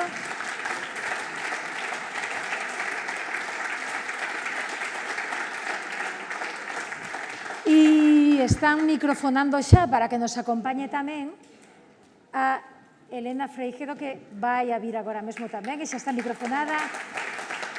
Que maravilla tervos as dúas aquí, donde que irades sentarvos. Bueno, o micro, Belén. Tamén vamos a microfonar tamén a Sara. Claro, pois estas cousas hai que dar tempo e ben rápido que o fan, ademais. Elena, grazas por estar acompañándonos. Gracias a vosotros, porque soy de Ourense y estoy emocionada. Gracias al señor presidente, a Aurelio, a Juan, muchas gracias porque, bueno, es mi tierra y estoy realmente emocionada de estar aquí. Ves a miúdo, ves moito por aquí? Vengo menos de lo que quisiera, pero he venido bastante, ahora un poquito menos, pero bueno. Elena, escoitaba antes, eu pensei que eras de Cea, non sei por qué. Meu pai. Vale. Teño que pedir disculpas porque non me sinto cómoda falando galego porque fai moitos anos que non o falo. Vamos, faltaría máis. Pero me dá rabia. Eres da Ponte, que é un dos barrios, ademais, con máis identidade, máis soleira, non sei se chegou a ser república en algún momento, pero concello, non? Ves? O Concello da Ponte e... De momento república non, é que se nos estamos indo, pero bueno, cualquier día. Eres emedraches no barrio da Ponte. Sí, crecí allí, bueno, nací en Ourense, pero crecí en toda mi infancia y mi juventud en el Puente, y me fui a estudiar a Santiago y ya non volví. Estudaches en Santiago? Sí, estoy en Santiago. E como empezou o teu, Elena, eres unha das grandes representantes, se non a máis, en España. Como empezou o teu idilio con Pues mira, estudiando la carrera en Santiago empecé a dar clase en Peleteiro, en un colegio, donde pues estaba dando también, además de lo que hice, que yo estaba estudiando biología, y entonces, bueno, me pidieron que diese una asignatura que se llamaba Enseñanzas de Actividades Técnico-Profesionales, y ya el de matemáticas daba dibujo, el de filosofía daba informática, entonces solo quedaba imagen y sonido, y bueno, pues enganché por ahí, y mi primer trabajo puro y duro fue en la Expo en Sevilla. En la Expo de Sevilla? Sí. Pero estiveches traballando tamén aquí en Galicia, non? También estuve menos en una productora que se llamaba CTV, hice algunas cositas, y luego ya me fui a Madrid. E despois xa te marchaste a Madrid. Sara, ti tamén... Que ganas teníamos de hablar, Sara. Ti tamén eres de Ourense, non? Naciches aquí. Marchaches de Madrid, teño entendido que sobre os 18 anos tamén para estudar, non? Pois pasei por Andalucía cando tiña 11 anos, 12 anos. E era así, bueno, era un cambio así bastante radical. Me dedicaba a decir quillo carallo. En serio? Era unha mestura. Despois voltei para a zona da Costa da Morte, para Corcubión, e criei aí. Despois fun a Coruña con 15 anos, empecé a estudar teatro, e sí, Madrid, e bueno, os carromatos que te levan para aquí e para lá. Pero o que si hai nas dúas sempre, escoitándovos falar, é que as dúas levades moito tempo por fora, pola vosa profesión, ademais, pero sempre con Ourense como un vínculo, un motor, non? Canto hai do que sodes as dúas, non? De aquí de Ourense, e o que é ter ese sentimento de ser aquí, a hora de tomar as decisións tamén, canto influe o lugar onde estivestedes medrando a hora de traballar, de todo? Somos rabudas, non? Sí, además eso, que ni subes ni bajas ahí en el medio, ¿no? Sí. No sé, yo creo que el carácter gallego impregna mucho, bueno, me imagino como con cualquier región del quien sea, pero es verdad que, bueno, actrices y actores sí que hay muchos, porque hay muchísimo talento en Galicia, pero managers en Madrid yo creo que soy la única, creo. Pero, por ejemplo, andaluces hay muchos, porque tienen un don de gente es estupendo y tal, pero por eso me siento muy orgullosa, porque dices, bueno, mira, soy una manager de Ourense en Madrid, y entonces, bueno, no me ha ido mal, yo he sido muy feliz en mi trabajo, he conocido a gente maravillosa, tengo talento, o sea, me rodea por todos los rincones y bueno, yo creo que estoy muy contenta de ser gallega. Siempre lo llevo con muchísimo orgullo y ser de Ourense más. Non sei se estades de acordo vos. Soy una botellita de licor café que le gusta a todo el mundo. Ai, hombre, vamos. Eso é verdade, eso é inventonoso. Eso non lo pode quitar ninguén. Bueno, creo que é inventonoso, non? Bueno, de cada casa, de cada quen. O do licor café. Non sei se estades de acordo as dúas que estades ligadas ao sector audiovisual de diferentes formas, ti como actriz, como directora tamén, que hai algo que me encanta, Sara, eu que te sigo dende sempre, non? Dende cando empezaches os teus primeiros pasos, agora ver unha muller xa que está dirixindo, non? E ademais con premios, porque presentaches peli en Barcelona, verdade? Presentei peli en Barcelona en algún momento da vida, sí, pode ser. Sí, claro, levaches un premio, hombre, por favor, espera, que tengo aquí las chuletas. Sí, premiada, sí. Efectivamente. Está vivindo o audiovisual ou o talento, non, que hai en Galicia, actores, actrices, directores, o audiovisual, unha explosión a nivel España, a nivel país. Estamos exportando máis que nunca. Estamos exportando máis que nunca. Sí, ben pode ser, non sei se máis que nunca, sempre, bueno, de algún xeito a nosa identidade estuvo polo mundo adiante por ser nós tamén moi emigrantes e moi emprendedores a hora de viaxar e de facer as nosas cousas polo mundo e bueno, ben conta deso dá cando vas a todos os sitios do mundo que sempre hai unha casa de Galicia por aí. Que, por certo, en México que falábamos cando nos atopamos, este son, non? Sí, es que nos encontramos en unha cena en México, casualmente. Foi unha fruto da casualidade que nos atopamos Elena máis eu nunha comida con máis persoas tamén do oficio en México e tal, e ali eu fun para a Casa de Galicia e comentábamos que poñían pulpo con chipotle. Que era unha profanación, Belén. Claro, que ten delito. Eu comentaba, digo, pero bueno, vamos a falar aquí, que entedes na cociña e tal. Pero que é iso? Que é iso? Eso é unha mezcla de pulpo e maíz. O chipotle é unha salsa que os mexicanos se poñen moito a comida. A todo, non? Sí, que ten picante, por suposto, que é o que lle poñen a todo e tal. Entón, bueno, son estas fusións que dicía Belén, confusións, que ás veces, bueno, pues se mellan por aí. Sí, claro que sempre a nosa identidade estuvo polo mundo adiante, agora no cinema e máis na televisión tamén fruto das plataformas e de que todo se está expandindo, pois, bueno, cada vez tamén se coñece máis outras formas nosas tamén de contarnos a nós mesmos e a nosa identidade. E bueno, dende sempre Sonxa e sí, dende aqueles inicios, non? Desde aqueles inicios, claro.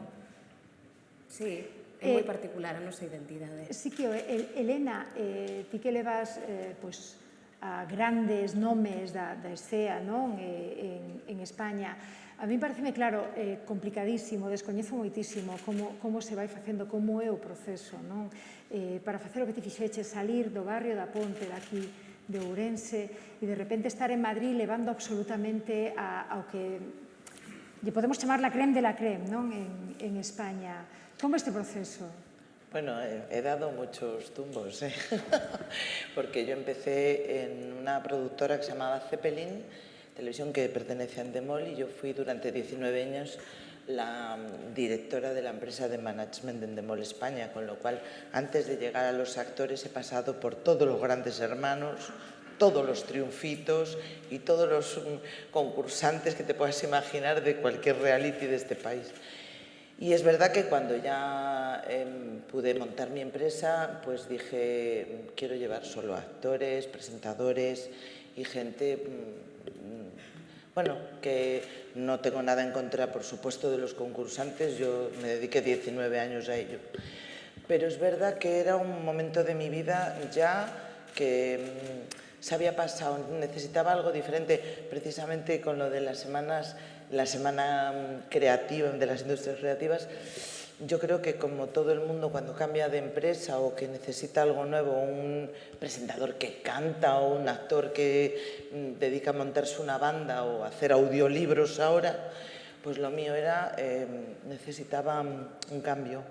Y bueno, pues empecé a llevar a actores y presentadores pues estupendos y estoy muy contenta.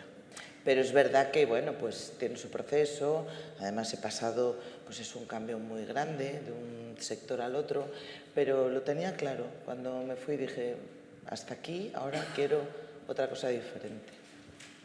A relación que tes ao final cos teus representados e representadas é unha relación tamén, claro, basada na confianza, pero estamos falando, non, claro, con xente que se pon sempre diante da cámara, xente que terá tamén as súas, como decir?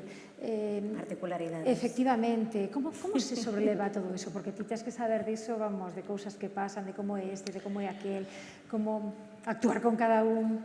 A ver, yo estoy como una actriz y esto es muy complicado, pero vamos, yo se lo digo a la gente con la que yo, aunque yo a Sara la conozco, pero, y ya te digo, hemos coincidido hasta en México cenando, pero es verdad que es algo que siempre lo digo, el actor es muy inseguro, pero las inseguridades se tienen que entender perfectamente. Mira, bueno, el actor, el presentador, alguien que llega a casa de cualquier persona sin tener que esforzarte en llegar a ese trabajo.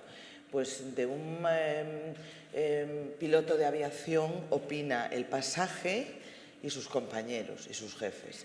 De una peluquera opina sus clientes y sus colegas de profesión. De un zapatero igual, y así cualquier profesión. Pero es que el de los actores o presentadores opina hasta el tato, porque tú llegas a la casa del carpintero, zapatero, peluquero, cocinero, da igual, y todo el mundo opina de tu trabajo. Y opina no solo en el periódico, el crítico de cine, televisión y teatro, sino que vas por la calle y la gente opina de tu trabajo gratuitamente, porque yo cuando voy con mis actores, y Sara te lo puedo decir más, es increíble. Yo recuerdo cuando se hacía el salir de clase, Raquel Meroño, para ser más concreto, decirte, le pegaron un tortazo delante de mí en la calle. O sea, la gente llega a confundir la ficción con la realidad. Y un actor es alguien que interpreta un papel, pero que no es así. Y entonces eso me da mucha rabia y siempre defiendo a los actores, y eso te lo puede contar muchísimo mejor Sara. Bueno, es que paradójicamente también tratamos como artistas de difuminar esa línea entre ficción y realidad. Entonces, bueno, también la responsabilidad de cada cual a la hora de me caes bien o me caes mal, y me tomo la libertad de darte un guantazo, como fue ese caso. Este sonido lo voy a colocar. Pero te escuchamos, ¿eh? Sí. Perfectamente. ¿Qué estaba pensando yo acerca de lo que... ¡Uepa! Me escucháis mucho, ¿no? Me escuchamos bien. ¿Me escucháis? Sí. Sí. Perfecto, vale. Nos gusta tu voz, Ara. Gracias. Sí, que ha sacado un tema, Elena, que además Sí. decía que tú, es que todos lo recordamos, Sara, ¿no? Cosas que te han pasado y que nos han hecho A mí me ha todos pasado de todo, Belén. te han pasado cosas muy, muy fuertes que nos han hecho reflexionar también a todos un poco, ¿no? ¿Qué reflexionas tú? Pues reflexiono de cómo somos también como sociedad hacia los que estamos o estáis tan expuestos, ¿no? De cómo de repente nos tomamos las confianzas de abordaros por la calle, de deciros cualquier cosa, sin pensar que sois una persona con vuestra vida, con vuestra privacidad, y que no sois esa persona que salís en televisión, sino estáis interpretando ¿no? Y estáis siendo, además que sois súper riquiños porque tratáis de sacaros la foto, de hablar y de tal, porque lo entendéis, vosotros estáis entendiendo lo que quiere esa persona, pero hay una línea, ¿no?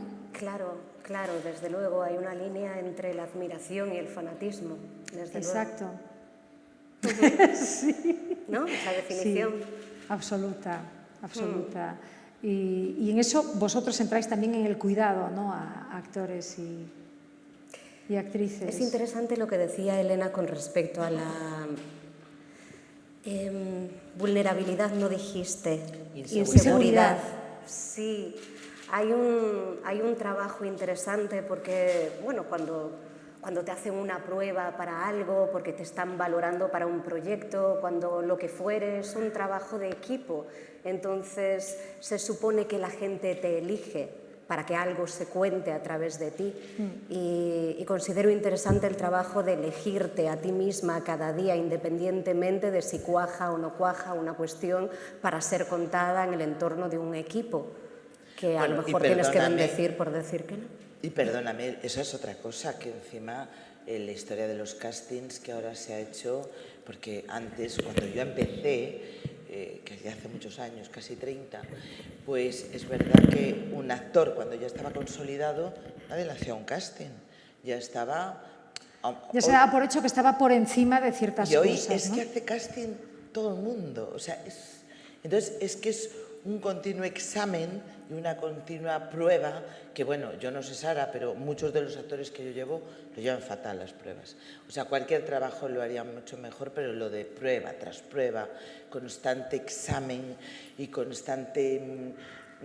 Y es un desgaste también. Es que es horrible. O no, es un entrenamiento. Hay gente que le gusta hacer pruebas, ¿sí? Pero es que hay pruebas y pruebas también, Elena. Quiero decir, si yo tengo un proyecto y realmente me proponen a personas que no conozco y tengo la oportunidad de tener un vis a vis y ver cómo reacciona esto, y cómo cambia con esto, y cómo cambia con lo otro, y veo una propuesta de una energía que no me había planteado y que de repente se materializa ahí, digo, pues sole, o a lo mejor no, y te das cuenta de que tú tampoco tienes nada que aportar a este lugar. No, pero si eso es estupendo.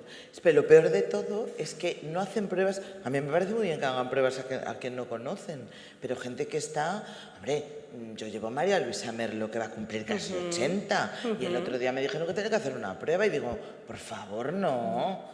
Pero María Luisa Merlo, ¿quieres hacerle una prueba a estas alturas? Me parece una falta de respeto, pero bueno, esto ya es una cosa mía. Bueno, pero siempre se puede decir que no, siempre se puede decir, mira, te facilito su biografía, su filmografía, y tú también decides. Claro, puedes pasar por determinados aros o no, atenta a las consecuencias también, ¿puedes asumirlas? Pues gustosamente. ¿No? Sí, pero es llamativo, ¿no? Que es como si a un cantante consolidado le haces pasar una prueba para ver cómo canta esto, que a lo mejor pues es absolutamente normal. También está la otra parte. Ante el vicio de pedir no era está la virtud de no dar. Esa misma. De no dar, es verdad, es verdad. Bueno, también cada vez más, Tony hablaba antes con respecto al talento que, bueno, si hay, parece una exigencia de ser publicistas de nosotros mismos. cuando tampoco era nuestro cometido y algunos pues no tenemos el deseo de que lo sea. Y nos apetece desarrollar nuestro talento de otra manera, siendo invitados de otro modo o proponiendo y participando de otro modo. Y bueno, y la industria también se abastece de ese talento que decide no sucumbir a determinadas reglas, a determinadas maneras de hacer que ya están preestablecidas y que se supone que funcionan para el público en general y prima una mirada particular, una forma de contar, un tempo distinto, un ritmo distinto y bueno, en general eso suele tener problemas financieros, por eso existen otro tipo de... Claro, ¿no? Las cooperativas pero también... y otras maneras de... Juan. Creo que Juan quiere preguntar algo. Perdona, pero yo también creo que en el fondo se hace, esto es una opinión muy personal, que se hace muchísimo casting porque cada vez... y encima tú que estás dirigiendo ahora va y me mata, pero porque cada vez se dirige menos, porque cada vez hay menos tiempo para dirigir, porque las producciones cada vez son, yo lo veo, mira, acaba de empezar una producción, una actriz que yo llevo, Pastora Vega, en Amazon Prime, y es que hoy fue el primer día y me venía contando que es un desastre, no se ha cumplido plan, no todas esto es así, pero que es verdad que yo creo que la gente ya va a tiro hecho, entonces quieres a alguien que te resuelva, pero es verdad que con un gran director, si tú tienes un buen actor, le sacas lo que quieres. Yo eso no hay quien lo saque. Creo que Juan quería preguntar. Fichas, o sea, cuando trabajas con un presentador, ¿vas tú a por él, lo fichas o generalmente requieren tu servicio? Depende. Muy gallego, ¿no? Depende. Normalmente, bueno, si hay alguien que me interesa muchísimo, pues sí que voy por esa persona, pero soy muy cuidadosa y muy respetuosa. Si tiene manager no lo haría nunca. Y bueno, pues en los últimos tiempos me llaman. Porque es verdad que ya ahora ha habido muy poco trabajo con el confinamiento, yo creo que la ficción en abierto se acaba. Estoy absolutamente convencida. Con las plataformas para qué ya, que no tienen esa guerra de share y de rating precisamente. Yo creo que ahora la cosa no está muy bollante. Trabajan, bueno, ahora porque acabamos de salir del problema del confinamiento. Y entonces, pues tampoco es cuestión de tener una cartera ahí de 800.000 personas. Tú lo has notado también, esto toda la pandemia. ¿Has tenido que prescindir de representar gente o has mantenido? Hombre, ¿ha afectado en ese sentido? Yo creo que el mundo de los actores y representantes es una gran familia. Si ahora encima no hay trabajo y les dices, mira, ahora como no hay, te vas. No. Los hay, No, pero es verdad que la gente se ha desesperado mucho más porque necesita todo el mundo trabajar y, bueno, ha habido muchísimo menos trabajo. ¿Sientes esa responsabilidad en tus representados de conseguirle pues por cosas supuesto, a diario? Por supuestísimo. Es una cosa que te quita el sueño porque es que han confiado su carrera en tus manos y tú no puedes, que pase un día y otro día y otro día y que no haya trabajo. Es una cosa complicada. No sé si alguien más quiere seguir con más preguntas. Mira, por ahí va a coger el micro, no sé. ¿Te quedaste con ganas de decir algo, sí, Juan? Juan se quedó con la palabra en la boca. Venga, Juan, suelta. Creo que vas a iniciarte en el mundo de la música. ¿Ah, sí? ¿Qué quieres que te cante? ¿Te canto algo? No. ¿Qué tal va? Va fluyendo. El año que viene os hago un concierto. El año que viene lo podemos estar Tras, sois testigos, Creo que Vélez está también... Sí, yo creo que estamos todos reconvirtiéndonos un poquito este año. Algo nos ha pasado con todo esto de la pandemia. Yo creo que a nivel general que nos ha dado así como quiero hacer cosas que tenía ahí en la recámara, las quiero hacer. No me pongo, no tiene que ser mañana ni pasado mañana, pero las voy a hacer. Y yo también. Y aparte se lo dije a Juan porque como es promotor,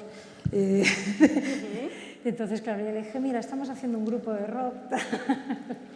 Pero ¿no creéis que nos estamos un poco reconvirtiendo desde la pandemia? No solo nos han influido a nivel de trabajo, más, menos trabajo, sino de sacar proyectos que teníamos a lo mejor ahí guardados.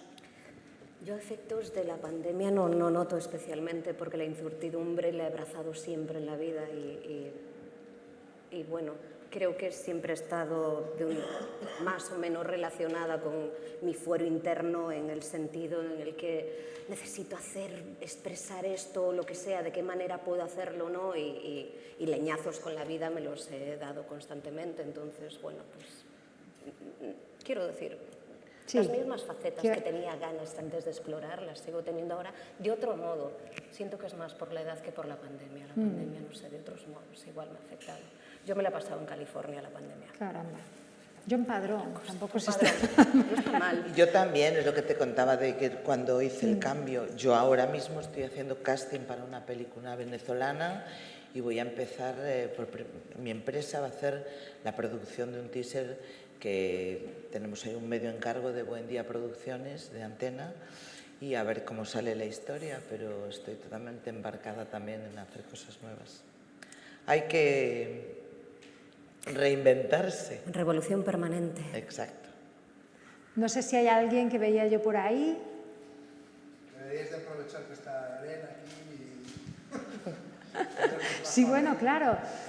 ¿Cómo te llegan las peticiones de gente, actores, actrices, presentadores que quieren que lo representes? Bueno, pues depende. Por ejemplo, a veces suena el teléfono y te dicen, mira, ahora mismo estoy sin manager o voy a cambiar de manager o... no sé, conozco tu trabajo, depende.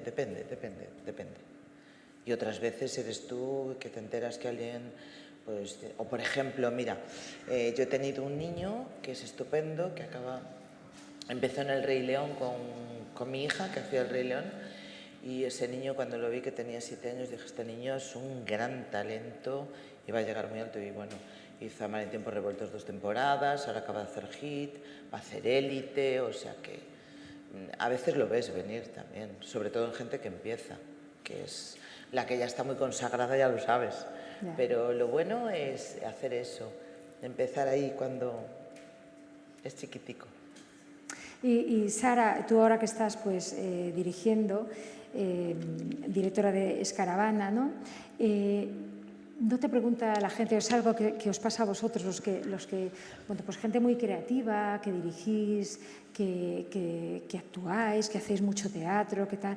De repente os vais a la dirección y os dicen, bueno, ahora ya eres directora, ya no tienes proyectos en televisión. Si no os pasa un poco, si no estáis un poco hasta En mi caso fue un paso muy natural.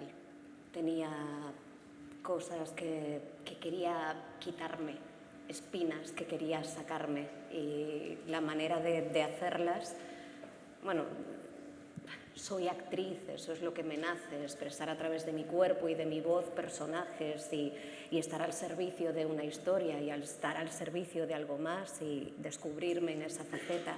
Ahora bien, cuando tienes algo que obedece a otro sentir y quieres contarlo y no sabes bien por qué, pues llevas el timón del barco y vas ahí, navegando los temporales. ¿Cómo ha sido esa experiencia?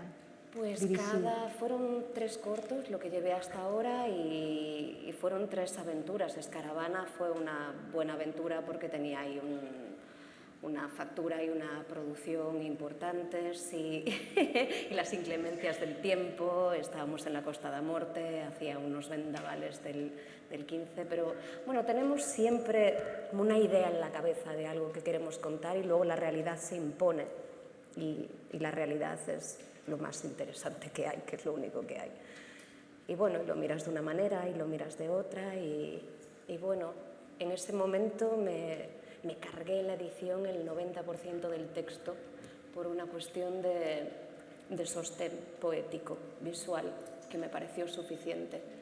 Y no tenía tampoco pretensión de que una industria aplaudiera o no aplaudiera. Sí sentía el gusto por hacerlo lo mejor posible, por obedecer a esa simiente, a esa semilla que compartimos en el equipo y... Hostia, me pongo un poco por aquí porque cuando me ayuda. Hacia la izquierda proyectas. Cuando compartimos. Y bueno, y brindarles también pues, a los chicos del equipo y a todo aquel que pudo verla, que se pudieran proyectar en ella de algún modo, el que cada cual pudiera proyectar pues, algo de sí dentro de la historia. Y fue eso, fue quitarme un clavo. Que tenías ahí, que querías... Sí, y con la a Xustiza pola man, aquel poema de Rosalía, de la gran venganza, eso también fue un clavo que me quité. Y el cantar, que las penas espantas, se dice, pues es otra cosa así. Sabes que a veces sí tomamos la determinación de, concho, pues, en vez de esperar a ser invitado, montarte tú la fiesta. Y celebrar la vida. Y estás ya con cosas, proyectos, otras cosas, escribiendo, estás ya... Siempre, siempre. Estoy tratando de materializar el teaser de un largometraje, que ya llevo años con ello y que bueno, sigo esperando encontrar a las personas adecuadas para contarlo. Para mí, sobre todo, es eso, elegir el equipo adecuado y permitirle crear e ir de la mano. Y bueno, y sobre todo hay una cuestión de financiación. Si quieres un compromiso, pues tienes que pagarlo. Si no quieres regirte por unas determinadas reglas, pues eres independiente y te montas otro tipo de maneras de hacerlo. Pues eso, cooperativas o pues las películas que me fui a hacer a Hollywood, que claro, está el Hollywood del cagar pasta, si se me permite la expresión. Y luego, pues el underground también, las películas independientes, que hay muchas. Y por ejemplo, hay que realmente es la gente la que invierte sus posibles, no están a merced de subvenciones, ni tienen estos apoyos que nosotros, que son valiosos, también tenemos aquí. Claro. Aportan, pues pueden ser chavalotes que aportan lo que tienen pues para hacer algo en lo que creen más allá de tal y que luego lo pueden vender o no, pero hay una necesidad, un poco yonki también, de crear, de hacer. Y en ese punto, bueno, pues yo trabajaba por un sueldo, por un salario muy básico y negociaba como productora ejecutiva. O de repente, si vendes la película, pues este es mi caché, llegas hasta aquí. Pues estableces este tipo de acuerdos. El trueque de toda la vida, vamos. Y Elena, hablaba de Hollywood, Sara, tú has vivido, me imagino que situaciones de actores, actrices, cuya meta es llegar, te lo dicen así, ¿no? Es que yo quiero irme allí, hacer cosas fuera de aquí. Bueno, sí, lo que pasa es que es verdad que en la época que ahora ya hay mucha más gente que habla inglés, pero la limitación de cuando yo empecé y que llevo mucha gente que todavía está conmigo desde que yo empecé, pues es que el inglés en este país es un hándicap duro que todavía hay mucha gente que no lo habla y gente muy joven, porque yo de verdad... Sí, el mío era macarrónico. Sí, ¿no? Sí, sí. Entonces esto ha sido un problema, evidentemente los que lo han hablado... El gran problema es que no dominamos lo más mínimo el idioma. De verdad, que es tremendo. Yo te lo digo que estoy... Mira, por ejemplo, te voy a contar, en Billy Elliot, en la obra de teatro, hubo 90 niños de elenco, 90. De los 90, entre 7 y 18 años, solo 13 hablaban inglés. Y te hablo en el 2017, ¿eh? Yeah. No te estoy hablando hace 20 años. Entonces esto es importante. Si quieres llegar a Hollywood tienes que hablar un buen inglés. Y luego encima Sara te dirá, que acaba de estar encima allí viviendo, que el acento es muy importante. Te dejas de tener trabajos o haces un papel que se pueda tolerar el acento, se pueda justificar, o si no, tampoco es fácil, ¿eh? Bueno, por ejemplo, Penélope Cruz lo ha conseguido y Antonio Banderas también. Sí, pero son, vamos... pero es verdad que, Sara te lo puede decir, el inglés en nuestro elenco actoral español todavía estamos muy en pañales, ¿eh? Ahora cada vez menos, pero si estamos hablando de actores de 40 en adelante, poquísimos que hablen inglés perfecto. Te lo digo porque ahora con las plataformas están pidiendo a mucha gente que hable en inglés. Ahora mismo se está haciendo se va a hacer The Crown, la siguiente temporada, serie maravillosa, se van a hacer aquí en España capítulos y han tenido serios problemas para encontrar actores que querían, evidentemente que tienen que tener unos parecidos. No sé si conocéis la serie, pero se ha logrado maravillosamente bien en todas las temporadas y el inglés nuestro es muy precario todavía. Están levantando la mano por ahí, a ver. Yo quería preguntarle a Elena si se vio reconocida o vio reconocido su trabajo en la serie de Paquita Salas. Pues te voy a contar una cosa. Tiene mucho que ver con el sector de los managers, de verdad. Y bueno, los Javis conocen muy bien, porque ellos son unos frikis de los managers, de los grandes personajes del entretenimiento de este país, y lo tenían todo muy bien ustedes. Y luego tienen guionistas que conocen. Yo tengo a uno de los que trabajo con ellos, es muy amigo mío. Y como yo, habrá más guionistas amigos de otros managers, porque luego nos conocemos todos. O sea que seguro que hay mucho de verdad. Mucho. Seguimos por aquí. Es que no sé, además, ahora que habláis de que vosotros, los que representáis actores, actrices, os conocéis todos, no sé si hay algún tipo de rivalidad o que se pasa uno para otro, no sé qué, estas cosas. Si se hacen las cosas bien, no, mira, hay una asociación de representantes que se llama ARAE, donde estamos, bueno, hay muchísimos, creo que hay 100 y pico de representantes en estos momentos en España, y éramos 45 y somos 50, tenemos un grupo de WhatsApp, nos contamos cosas. ¿Quién lleva el casting de no sé quién? Pues fulanito. Oye, ¿quién? Entonces, ¿qué? Luego también avisamos, oye, menganito me ha dejado y tal, no sé qué. Entonces, esas cosas también. Los dramas también. Pero, por ejemplo, hay un manager que es muy nuevo, que acaba de empezar, y el otro día un representante puso: cuidado con que ha invitado a una de mis actrices a tomar un café a solas. Y entonces, estas cosas que también nos vienen... O sea que, si se hacen bien las cosas, es como en todas las profesiones. Y ya te digo, tenemos un grupo de WhatsApp y nos llevamos bastante bien. Todo el mundo suele ser muy respetuoso. Hay de todo, hay de todo. Sí, me imagino, ¿no? Y no sé cómo lleváis... Mira, hubo una época en que había, bueno, yo escuchaba, ¿no?, que para actores, actrices que os habéis formado, que habéis estudiado, que habéis currado, y hubo una época en que cualquier persona que salía en televisión, personajes de televisión, empezaron a hacer series de televisión, no sé, esto de que el llamado intrusismo, ¿no?, laboral, ¿cómo lo lleváis? O si es algo que, bueno, hay que convivir con ello, ¿no? Yo es que he vivido el intrusismo profesional con los concursantes de Operación Triunfo, que han estado que eran en todo, los malditos cuando llegaban, porque todos los grandes músicos que habían peleado muchísimo por llegar y sacar la nariz, de repente llegaban estos, hacían un concurso y llenaban estadios. Entonces, yo ¿qué quieres que te diga? Sí, sí, sí. Te podrá decir Sara también. En mi opinión es que hay pocos buenos profesionales en todos los campos. Albañilería, abogacía, interpretación, dirección, en mi opinión. Y dar con ellos es una fortuna. Entonces, bueno, que haya intrusismo, lo que llamas intrusismo, de que otras personas vayan a hacer cosas donde tú consideras que otro podría ser mejor.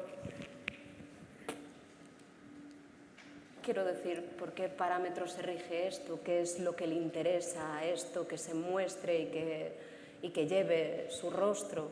Pues depende. Es que, no sé, hay muchos directores que prefieren contar con personas que no han hecho un trabajo como actor en su vida. Y está bien también, si es que consideran que esa persona tiene un alma que puede trascender y que aportar a su historia. Cada cual... Sí, bueno, mucho vive y deja vivir, y si hay un director que los elige será por algo, ¿no? Sí, también, bueno, pues cuando todos contribuimos económicamente también a algo que que se supone que todos sufragamos y luego vemos cosas que no nos satisfacen, bueno, pues claro, hay un punto donde uno dice y empieza esta cosa de la aldea, de vete tú, imagina esas cosas. Bueno, pues es otro juego.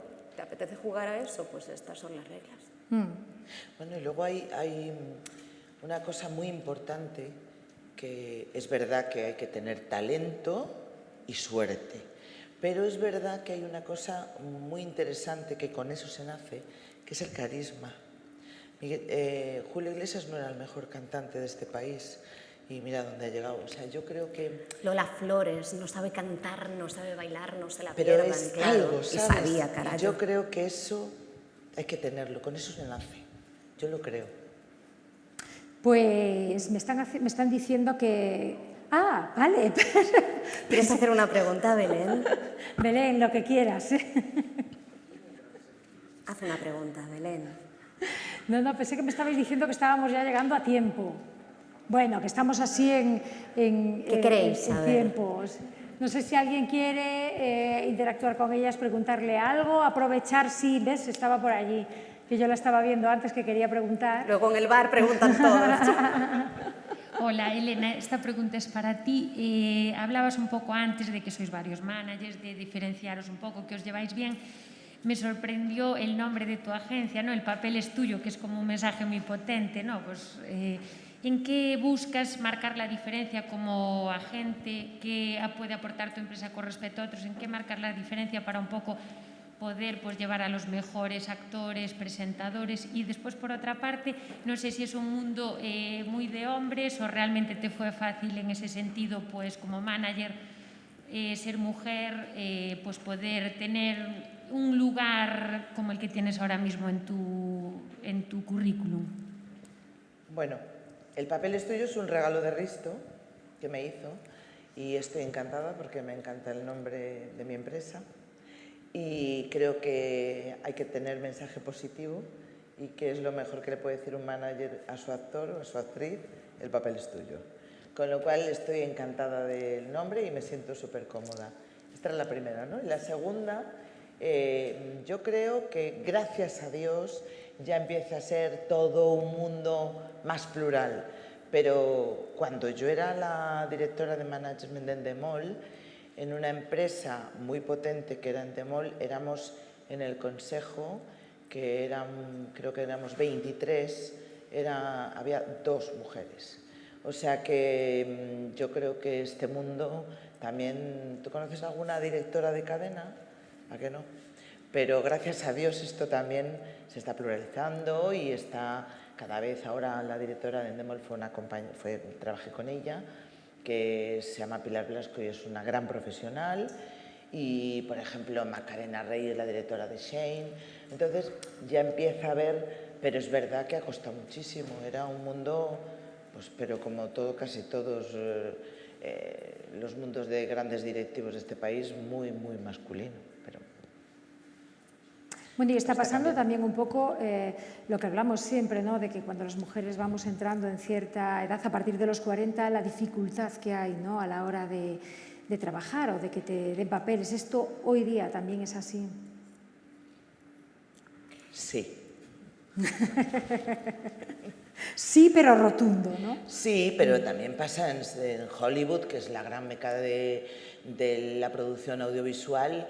Pues a partir de los 50, evidentemente trabajan menos. La gran dama, Meryl Streep, ahora hace colaboraciones especiales, a no ser que le hagan una película para ella. No cabe ninguna duda que es una pedazazo de actriz, pero no se hace. Pero ya no solo... la mujer envejece peor, profesionalmente en esta profesión. Pero es verdad que ahora se está haciendo envejece peor, quieres decir, a nivel de trabajo, de cantidad claro, de trabajo. de que escriban un papel para... Pero es verdad que ahora van por modas las cosas, ¿eh? Y ahora, por ejemplo, los últimos casting que llegan a la oficina es de 18 a 24, de 18 a 23, de 18 a 26, de 19 a 30. Y dices, pero bueno, ahora solo se están haciendo cosas... Cuando encima yo creo que cuando un actor ya...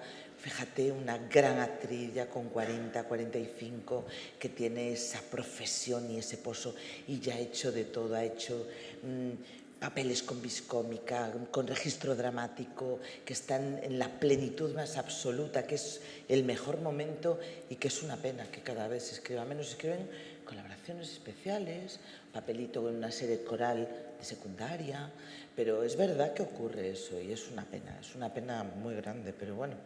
Ha aumentado de todos modos también. Ha aumentado las historias que cuentan, bueno, pues historias femeninas y de mujeres que no son planas. Personajes que no son planos, personajes que tienen sus aristas, que tienen sus contradicciones y que advierten muchas posibilidades de vuelo también. Claro que ha aumentado. El tema de la mirada es, bueno, ya no solo hombres y mujeres, son sensibilidades.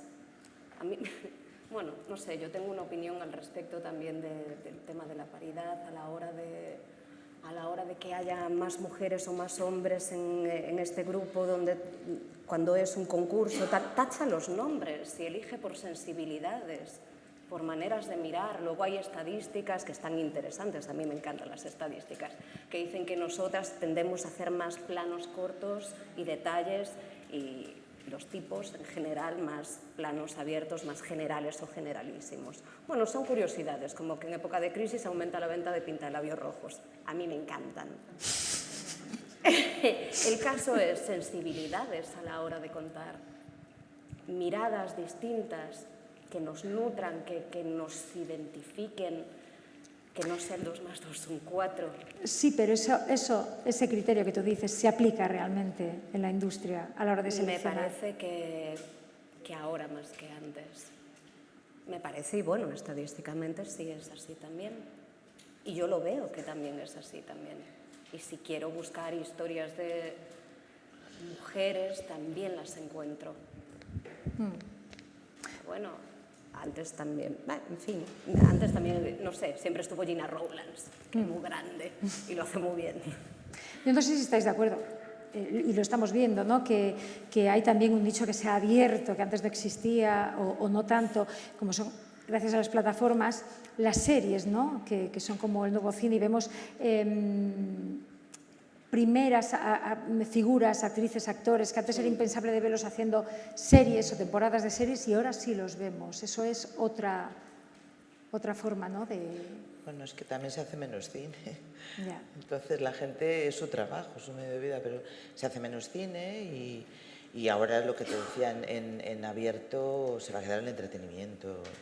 Antena 3 ya lo está llevando a cabo y las series ya serán plataforma porque es a la carta, te ves lo que quieres, cuando quieres, en el número de capítulos, horas, lo que te dé la gana. Y esto es comodísimo para todo el mundo. Claro, claro. No sé si alguien más quiere intervenir, preguntar o hablar. Pues no, y no sé si estás de acuerdo, Juan, si queremos ir concluyendo ya por tiempo, que me estaban diciendo antes. Sí, ¿verdad? Pues nada, que es una gozada haberos tenido. Muchas gracias por venir a acompañarnos hoy, a contarnos tanto de vuestra profesión y a ser,